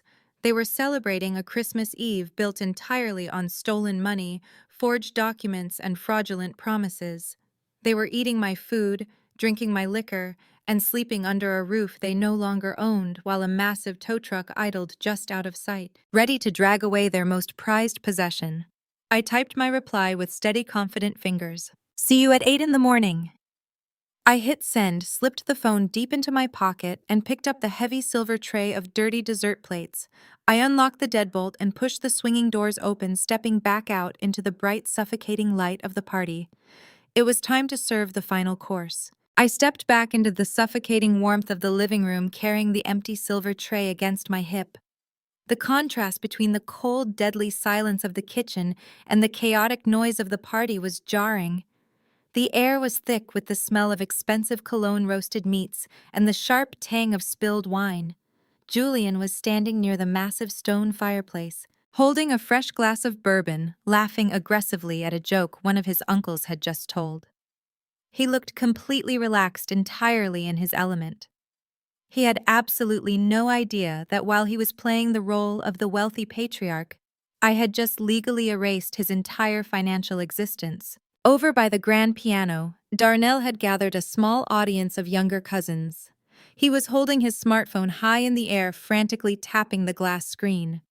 "Let me show you, boys, how real wealth is generated," he bragged loudly, completely oblivious to my presence behind him. "You cannot rely on a standard paycheck. You have to understand the blockchain. You have to take risks. I am pulling in passive income right now while we are standing here drinking. This is how the new generation builds an empire." But as he tried to open his cryptocurrency portfolio application, the screen froze. He tapped it again, harder this time, his thick finger stabbing at the glass. The loading wheels spun endlessly against a dark background. "Come on, load up." Darnell muttered, a brief flash of genuine panic crossing his eyes. "The network must be congested with all the heavy trading volume tonight." He let out a nervous laugh and forced a wide smile, looking at his cousins who were staring blankly at the frozen phone. "Just take my word for it. We are up 600% this quarter alone." I walked past him, keeping my expression perfectly neutral. I knew exactly why he was sweating. His entire portfolio was built on worthless, highly volatile digital tokens. He had pumped Julian's stolen $80,000 into a sinking ship, hoping for a miracle bounce that was never going to happen. He was watching his fake empire glitch right in front of his eyes. Near the front window, Keisha was holding court with a cousin who had driven an old rusted sedan to the party. Keisha was swirling her champagne, looking down her nose with a mixture of pity and extreme arrogance. It is just about knowing your worth, Keisha said, flipping her long hair over her shoulder. Julian understands that a woman of my status cannot be seen driving around in anything less than a premium European vehicle. The white Porsche is just the baseline. I am already looking at custom rims and a ceramic wrap. You really just have to manifest these things into your life. The universe rewards people who demand luxury. The cousin smiled tightly, clearly humiliated by the blatant display of ego. I set the silver tray down on the side table, picking up a few discarded cocktail napkins. Keisha glanced at me, her eyes narrowing as if my mere presence was an insult to her aesthetic. "Oh, Alicia," she said loudly, making sure everyone around them heard. "Could you run out to my car and make sure the doors are locked? I would hate for someone in this neighborhood to get any ideas." "The key fob is in my purse on the console. Just double-check it for me." I looked at her, my face a mask of absolute calm. "I am sure your car is perfectly safe right where it is, Keisha," I said smoothly. "Nobody is going to take it tonight." At 8 o'clock, the caterers signaled that the main course was ready. The massive dining room table was set with fine china crystal goblets and heavy silver cutlery. The family rushed the table, fighting over the best seats. Julian took his place at the absolute head of the table, pulling out the chair to his right for his mother. Bernadette sat down like a queen ascending her throne, adjusting the heavy velvet fabric of her dress. I took the very last empty seat at the far end of the table, closest to the kitchen doors. I was the homeowner. I was the breadwinner. But in this room, I sat in the position of a servant. Before anyone could pick up a fork, Bernadette tapped her crystal knife against her wine glass. The sharp ringing sound cut through the loud chatter, bringing the room to an immediate silence. "Let us bow our heads," Bernadette announced, closing her eyes and raising her hands dramatically toward the vaulted ceiling. "Lord, we come to you tonight with hearts full of profound gratitude. We thank you for this incredible bounty placed before us. We thank you for the massive success and the undeniable favor you have poured over this family. We thank you for removing any toxic, negative energy from this household so we can celebrate in peace." She paused, opening one eye to look directly down the length of the table at Julian. "Most importantly, Lord, we thank you for Julian. We thank you for giving me a son who is a true leader, a brilliant executive, and a man who provides so lavishly for his blood relatives. He is the undeniable pillar of this family. He carries the weight of all of us on his broad shoulders, and he does it with absolute grace. Bless his home, bless his career, and bless his endless generosity. Amen." Amen. The entire table echoed in unison. Bernadette had intentionally, maliciously left me out of the prayer entirely. Her comment about removing toxic energy was a direct, cruel insult aimed at my sick mother, whom they had chased out of the house. In a house that I owned, eating food that I had paid for, she gave all the glory to a man who had stolen my identity to fund this exact dinner. Julian smiled warmly, raising his glass to his mother. He did not say a single word to include me. He simply soaked up the worship, his ego completely inflated to the point of bursting. The feast began. The sound of silver scraping against china and the loud, obnoxious chewing of Julian's relatives filled the room. I picked up my steak knife and began cutting my meat with slow, deliberate precision. I ate quietly, savoring every single bite. I did not feel angry. I did not feel humiliated. I felt like a federal judge sitting on the bench, watching the guilty parties enjoy their final meal before the executioner pulled the lever. I looked at each of their faces down the length of the long table. I looked at Bernadette, who was snapping her fingers and demanding the caterer bring her a different vintage of wine. By noon tomorrow, she would be standing on the icy curb with her designer luggage permanently evicted from the custom suite she thought she was building. I looked at Keisha, who was taking a selfie with a massive crab leg, making sure her diamond rings were perfectly angled for the camera. In exactly 12 hours, she would watch her precious white Porsche get dragged down the street by a heavy-duty tow truck completely repossessed by the dealership. I looked at Julian. He was telling a fabricated story about a massive corporate merger he had supposedly orchestrated, throwing around financial jargon completely incorrectly, laughing loudly at his own brilliance. In a few days, he would be escorted out of his office building by federal agents in handcuffs. His career completely destroyed, his reputation in ruins, and his freedom gone. Every insult they threw at me tonight, every dismissive glance, every arrogant boast, was just pure fuel for tomorrow morning's fire. They thought they had broken me. They thought I was a weak, submissive woman who would just silently absorb their abuse to keep the peace. They had no idea they were sitting inside a massive financial house of cards and I had already lit the match. I chewed my food, smiled politely when spoken to, and waited. The party dragged on late into the freezing night. By 11:30, the older relatives had retreated to the guest rooms and the caterers had finally cleaned the kitchen and departed. Julian, Bernadette, Keisha, and Darnell were gathered around the fireplace in the living room, drinking the absolute last of my father's expensive liquor. Their voices were heavily slurred with alcohol and arrogance. I sat quietly in the corner armchair, a cup of herbal tea in my hands, simply watching the antique clock on the mantelpiece. The brass hands of the clock slowly ticked forward. 11:57, 11:58. At exactly 11:59, the quiet hum of the living room was shattered by a harsh vibrating buzz. It came from Darnell's pocket.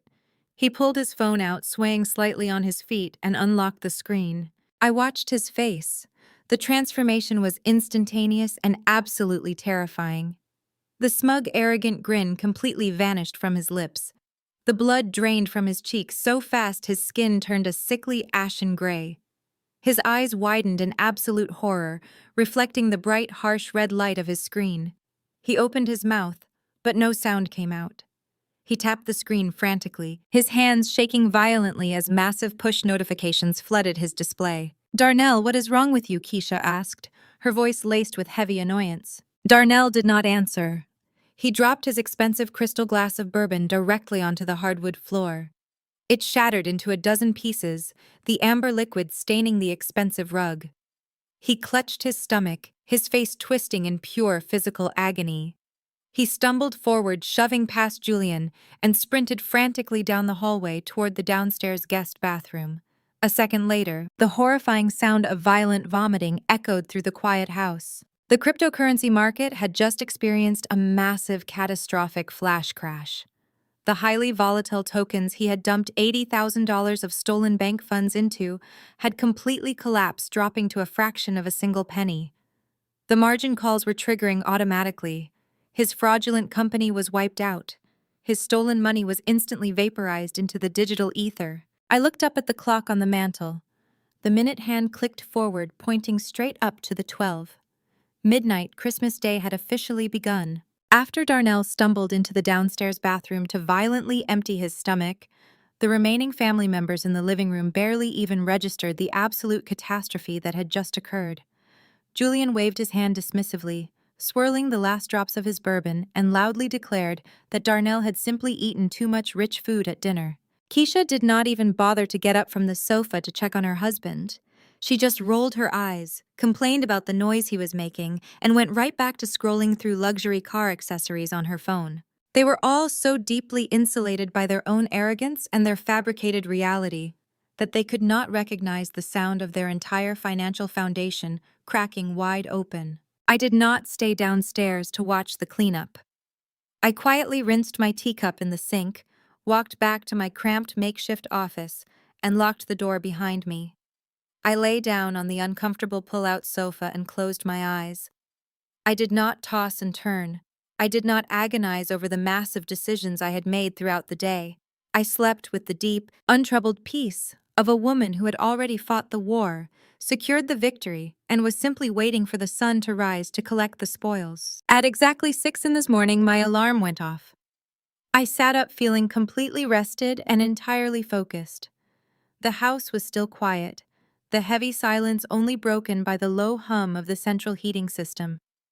The holiday tradition in Julian's family dictated that everyone must be awake and gathered around the massive Christmas tree at exactly 7 o'clock sharp to open presents. It was a highly orchestrated event designed entirely for Bernadette to take photographs and show off her family's supposed wealth to her church friends on social media. I did not reach for the festive holiday sweaters or the comfortable loungewear I usually wore on Christmas morning. Today was not a holiday for me. Today was an execution. I opened my garment bag and pulled out a sharp charcoal gray tailored suit. It was the exact suit I wore when I was called to testify in federal court as an expert witness against corporate embezzlers. I buttoned the crisp white silk blouse, slipped into my favorite black leather heels, and pinned my hair back into a flawless, severe style. I applied minimal makeup, leaving my expression sharp and unreadable. I looked at my reflection in the small office mirror. I did not look like a grieving, betrayed wife. I looked like a lethal, highly calculated consequence. At exactly 7 o'clock, I unlocked the office door and walked down the hallway toward the living room. The contrast between my appearance and the rest of the family was immediate and jarring. Julian, Bernadette, Keisha, and Darnell were all sitting around the brightly lit Christmas tree. They were all wearing matching, bright red silk pajamas with their initials custom embroidered on the breast pockets in gold thread. It was a ridiculous, contrived display of forced family unity. The energy in the room, however, was incredibly strained. Darnell was sitting on the edge of the leather armchair, his face completely pale and shining with a cold sweat. He was shaking slightly, his eyes darting frantically to his phone screen every few seconds, desperately hoping the crypto market crash was just a bad dream. It was not. Keisha was sitting on the floor next to him, posing for a selfie in her silk pajamas, completely ignoring her husband's obvious physical distress. Julian and Bernadette were sitting together on the main sofa, sipping coffee from expensive porcelain mugs, acting as if they were royalty holding a morning audience. When I stepped into the room, the sound of my sharp heels clicking against the hardwood floor caused everyone to look up. Julian's smile faltered for a fraction of a second. He looked me up and down, taking in the tailored suit, the crisp blouse, and the aggressive footwear. He opened his mouth to make a sarcastic comment about my attire, but Bernadette loudly clapped her hands together, demanding everyone's absolute attention. "Let us begin!" Bernadette announced, her voice cutting through the tension. She set her coffee mug down and stood up, walking over to the massive pile of beautifully wrapped boxes beneath the tree. She loved playing the role of the generous matriarch, distributing gifts as if she were handing out gold coins to peasants. She spent the next 20 minutes handing out extravagant, heavy boxes to her son and her daughter. Julian unwrapped a sleek black velvet box containing a luxury watch. He held it up to the light, boasting about the craftsmanship, completely unaware that the credit card used to purchase it was currently frozen, and the charge was about to be aggressively disputed by the merchant. Keisha tore into several designer shopping bags, pulling out expensive leather handbags and silk scarves, squealing with delight and making sure Darnell took photos of her holding each item. I stood quietly near the archway of the living room, my hands clasped loosely in front of me, watching the pathetic display of stolen wealth. Finally, the area beneath the tree was completely empty, save for one small, poorly wrapped rectangular package. Bernadette picked it up. She turned toward me, a sickly sweet, incredibly condescending smile stretching across her face. She walked over and held the small package out to me. "We did not forget about you," Alicia Bernadette said, her voice dripping with fake sincerity. "I know you have been struggling lately to find your proper place in this family. You have been very tense, very ungrateful, and frankly quite disrespectful to my son. So I went out of my way to find something that I think will truly help you fix your attitude and save your marriage." I reached out and took the package from her hands. It was incredibly light. I did not break eye contact with her as I slowly slid my fingernail under the cheap tape and pulled the wrapping paper apart. The paper fell to the floor, revealing a thin, cheap paperback book. I looked down at the cover. The title was printed in bold, obnoxious pink letters: "How to Serve Your Husband and Submit to His Lead." A heavy, suffocating silence fell over the living room. Keisha stopped taking photos and covered her mouth to hide a malicious smirk. Darnell was too consumed by his own financial terror to even process what was happening. I looked over at Julian. He was leaning back on the leather sofa, his arms spread wide across the cushions, looking incredibly pleased with himself. He looked at the book in my hands, let out a loud, arrogant laugh, and took a slow sip of his coffee. "Read it twice, babe." Julian smirked, his eyes locking onto mine with absolute cruelty. "Maybe if you actually study the chapters, you will finally learn how to treat an executive provider with the respect he deserves." He waited for me to react. They all did. They wanted tears. They wanted a screaming match. They wanted me to throw the book at the wall so they could officially label me as crazy and unstable. They had engineered this specific moment to break my spirit on Christmas morning, right in front of the matching family pajamas and the sparkling holiday lights. Instead of crying, I simply nodded my head. I looked at the cheap paperback book in my hands. I turned around, walked calmly into the kitchen, and dropped the book directly into the metal trash can. It landed on top of the coffee grounds and the discarded eggshells from breakfast with a dull, satisfying thud. I walked back out of the kitchen, but I did not return to the living room. I walked straight down the hallway toward the heavy oak door of the front coat closet. I opened the door, reached inside, and grabbed the thick leather handles of my luggage. I pulled out two massive, fully packed Louis Vuitton suitcases. The heavy rubber wheels clicked loudly against the hardwood floor as I rolled them directly into the center of the living room. I parked the suitcases right next to the coffee table and stood beside them, adjusting the cuffs of my tailored suit jacket. The entire room went dead silent. The arrogant smile completely vanished from Julian's face. He sat forward on the sofa, the porcelain coffee mug rattling slightly against its saucer. Bernadette's jaw dropped open, her eyes darting frantically between my face and the expensive luggage. Keisha lowered her phone, her malicious smirk entirely wiped away by sudden intense confusion. "Where do you think you are going?" Julian demanded, his voice dropping into a low, threatening register.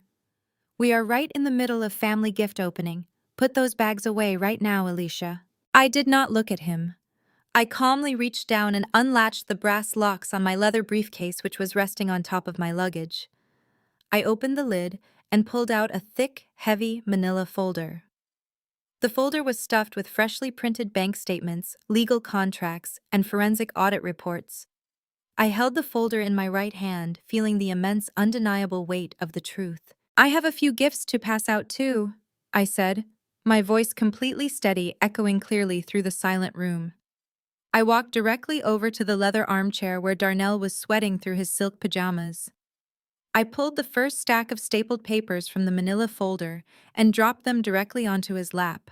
"Merry Christmas, Darnell," I said, looking down at his terrified face. "I took the liberty of reviewing your portfolio this morning. Your shell company is entirely bankrupt. The crypto tokens you bought are completely worthless. And because you knowingly accepted $80,000 of stolen bank funds to fund that failed scam, the Securities and Exchange Commission just opened an active federal investigation into your wire fraud. Enjoy your matching pajamas because your next outfit is going to be a federal prison jumpsuit." Darnell stared at the papers in his lap as if they were coated in lethal venom. His jaw slacked, his hands trembling violently as his eyes darted over the highlighted bank routing numbers and the official federal investigation protocols I had meticulously printed out for him. He could not form a single coherent word. His breathing became shallow and rapid, the sudden reality of a federal prison sentence completely paralyzing his vocal cords. He looked down at his matching silk pajamas, the arrogant facade of a cryptocurrency millionaire evaporating into thin air. Keisha, however, did not share his silent, horrified shock. She sprang to her feet from the floor, her silk pajamas rustling loudly in the quiet room. Her face contorted into a mask of pure, unadulterated rage. She pointed a perfectly manicured finger directly at my face, her acrylic nail trembling with absolute fury. "What the hell is wrong with you, Keisha?" shrieked her high-pitched voice, echoing painfully off the vaulted ceilings of the living room. "You are completely psychotic. You sit there quietly all week, acting like a little servant, and then you forge fake legal documents to ruin my husband's business on Christmas morning. You are just incredibly jealous. You are jealous that Darnell is a financial genius, and you are just a bitter, miserable, paper-pushing accountant. Julian, tell your crazy wife to pack her bags and get out of our house right now." Julian opened his mouth to defend his sister, his face flushing dark red with anger.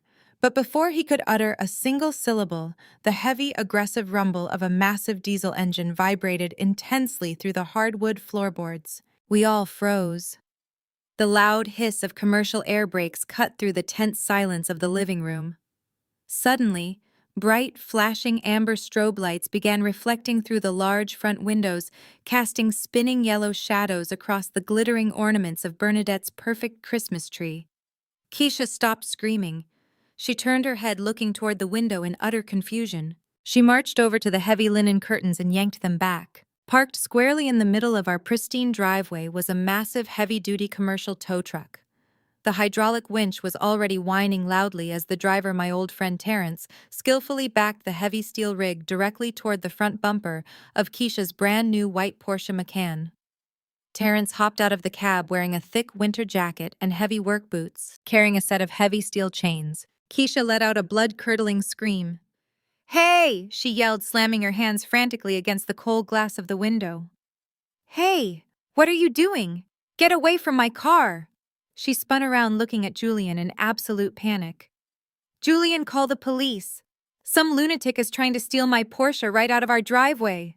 Julian rushed to the window, his eyes widening in pure shock as he watched Terrence slide the heavy steel hooks underneath the front chassis of the luxury vehicle.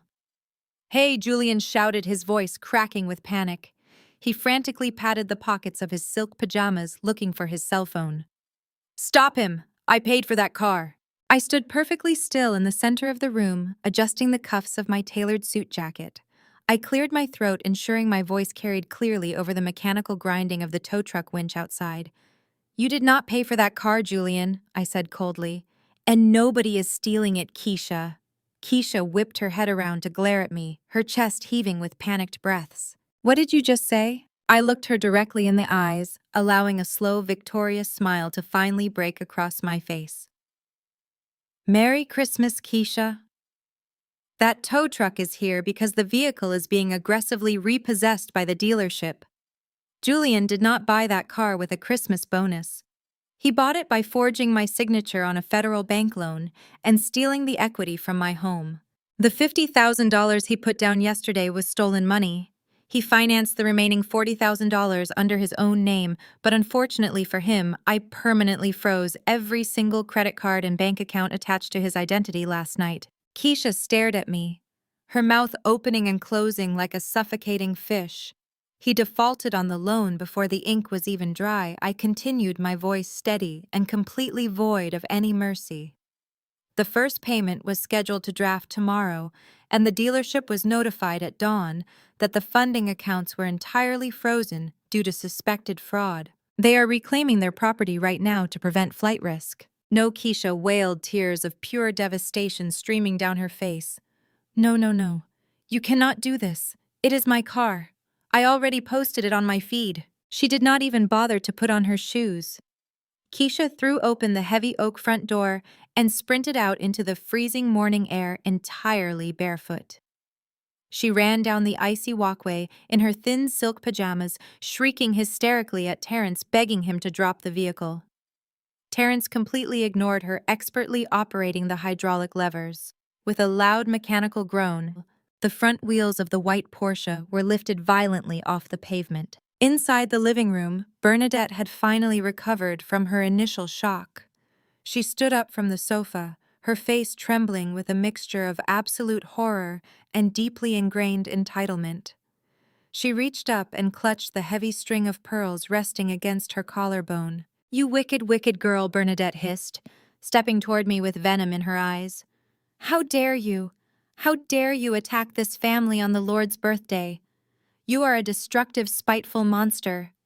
You are intentionally trying to ruin my son's beautiful house." I turned my attention away from the window and focused entirely on Bernadette. The sheer arrogance of her statement was almost comical.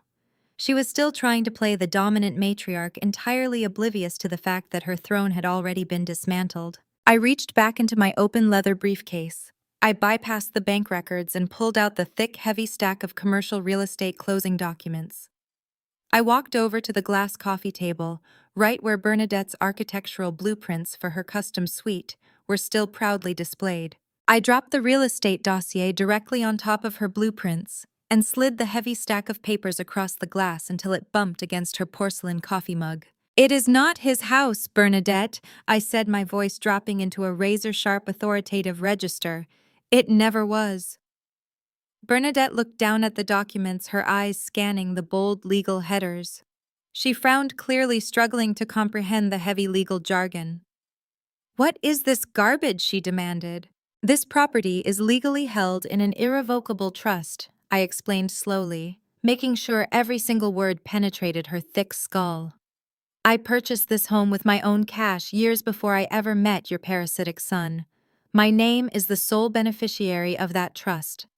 Julian has absolutely no legal claim to this property, which means the massive bank loan he secretly took out against it is entirely fraudulent. Bernadette stumbled backward slightly, her knees hitting the edge of the sofa cushion.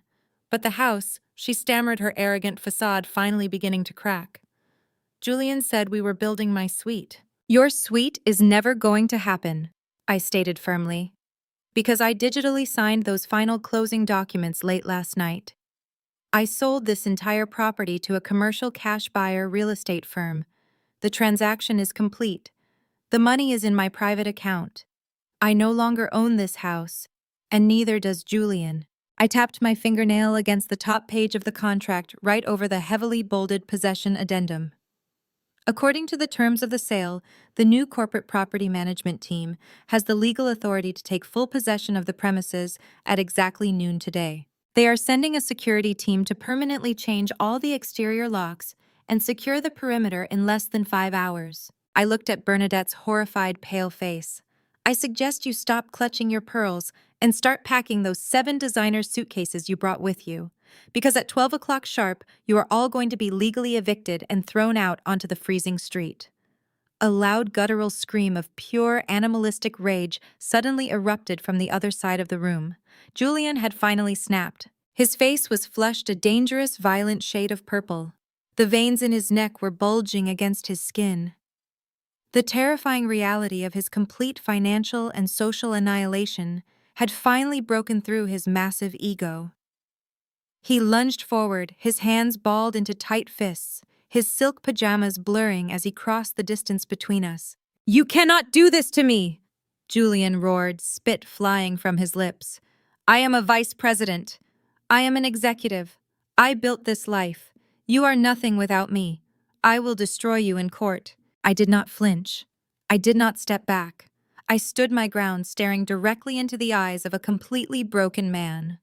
I reached into my briefcase one final time and pulled out the printed email correspondence from his firm's human resources director.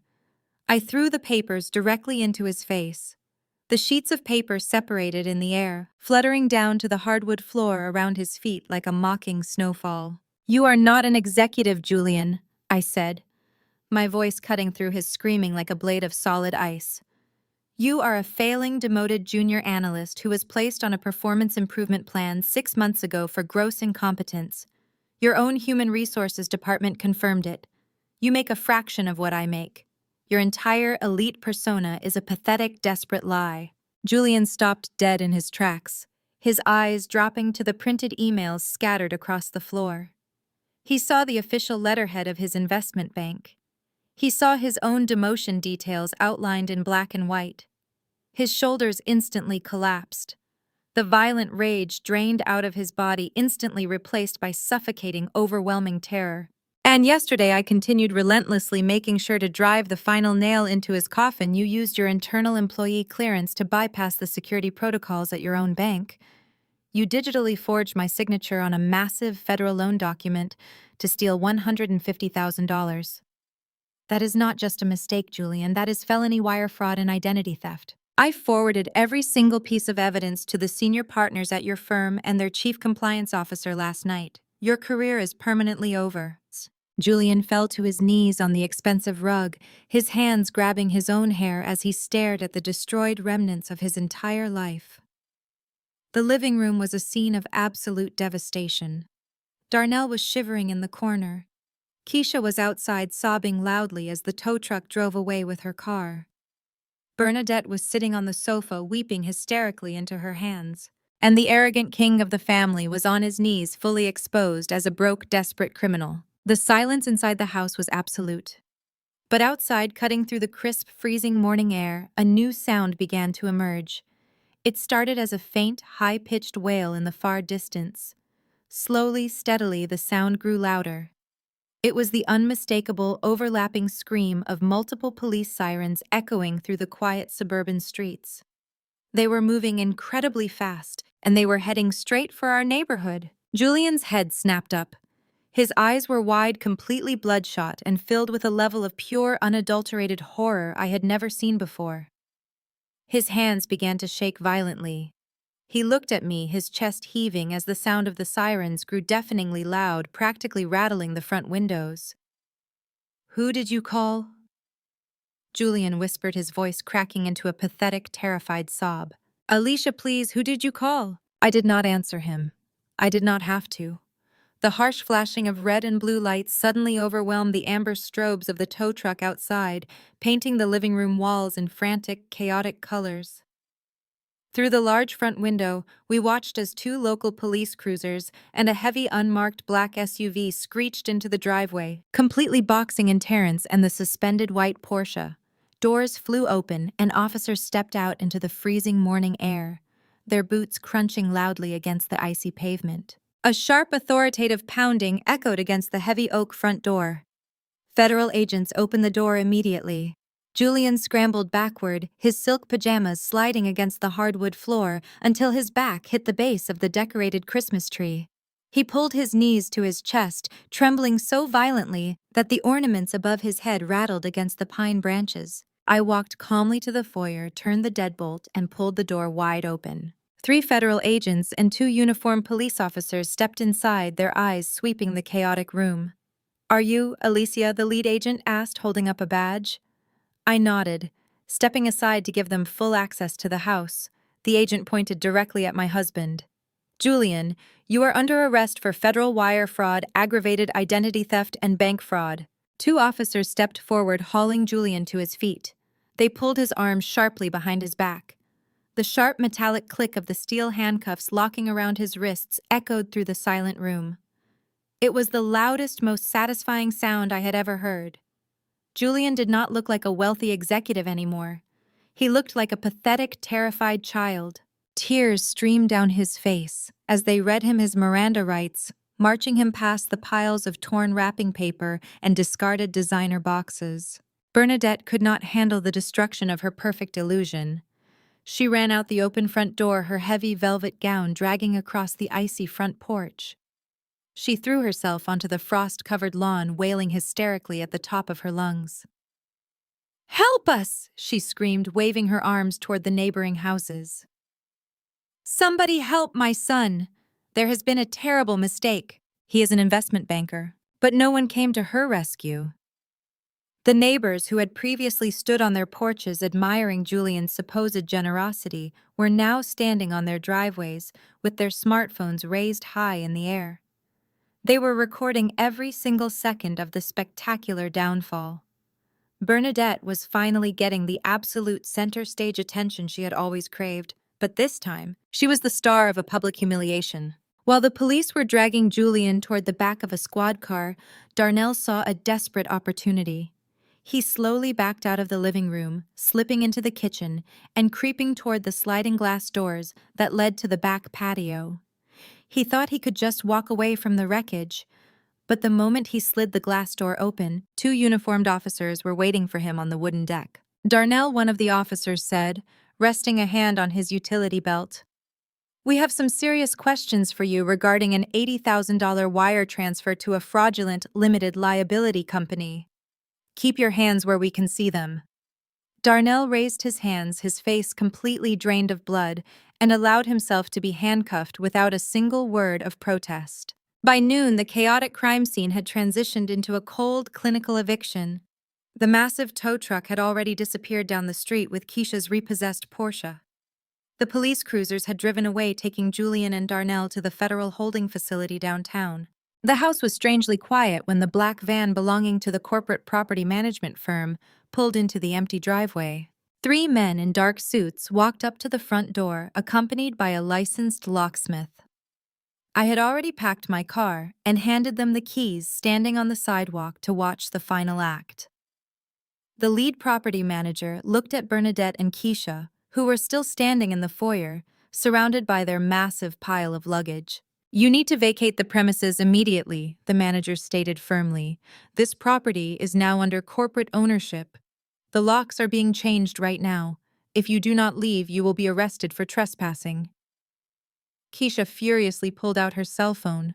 "Fine. She snapped, her face stained with ruined makeup. "We do not want to stay in this cursed house anyway. I am calling an Uber black car to take us to a luxury hotel." She opened the rideshare application and requested a premium vehicle. A second later, the screen flashed red. Payment declined. She frantically opened her banking app. Every single account connected to Julian was frozen solid by the federal fraud investigation. Her own personal accounts were completely empty, drained by her obsessive need to buy designer clothes for her social media feed. They had absolutely zero cash, no working credit cards, and no transportation. The property managers forced them out the door and locked the heavy deadbolt behind them. Bernadette and Keisha were forced to drag their 7 heavy designer suitcases down the icy driveway, the small plastic wheels clattering loudly against the pavement. I watched from the warmth of my car as they slowly walked 2 blocks down the street. They stopped at the small, metal bench of the public transit bus stop. They huddled together, shivering uncontrollably in the freezing winter wind, waiting for public transportation because they had absolutely no other choice. It was the exact same bus stop in the exact same freezing weather where they had exiled my sick mother just a few days ago. The universe always balances its ledgers. 6 months later, the dust had completely settled. Julian took a federal plea deal. He is currently serving a 5-year sentence in a minimum security federal penitentiary for wire fraud and forgery. His prestigious investment bank wiped their hands of him entirely permanently, blacklisting him from the financial sector. Darnell is still sitting in a county jail, awaiting a lengthy trial for his crypto scam and for receiving stolen federal funds. Keisha and Bernadette were forced to move into a cramped, run-down apartment on the outskirts of the city, drowning in Keisha's remaining consumer debt, completely humbled and entirely invisible. The scene outside my window today looks very different from that suburban nightmare. I am sitting in the spacious living room of a stunning sunlit penthouse overlooking the gorgeous Chicago skyline. The city below is vibrant and alive. My mother Evelyn is sitting across from me on a plush velvet sofa. Her chemotherapy treatments were completely successful. Her hair has grown back, her skin is glowing, and she looks healthier and happier than I have seen her in years. She takes a slow, warm sip of her favorite ginger tea, smiling at me over the rim of the mug. We are finally at peace. I stand up and walk over to the floor-to-ceiling glass windows, holding my tablet in my hands. I am reviewing a flawless multi-million-dollar financial audit for a massive new corporate client who specifically requested my expertise. I built a beautiful, successful life with my own 2 hands, and nobody will ever take credit for my hard work again. Julian and his family thought I was just a quiet, submissive woman they could easily manipulate. They tried to break me. They tried to steal from me. They tried to make me feel small in my own home. But they forgot one crucial, undeniable thing. You never, ever mess with the money of a woman who knows exactly how to track it.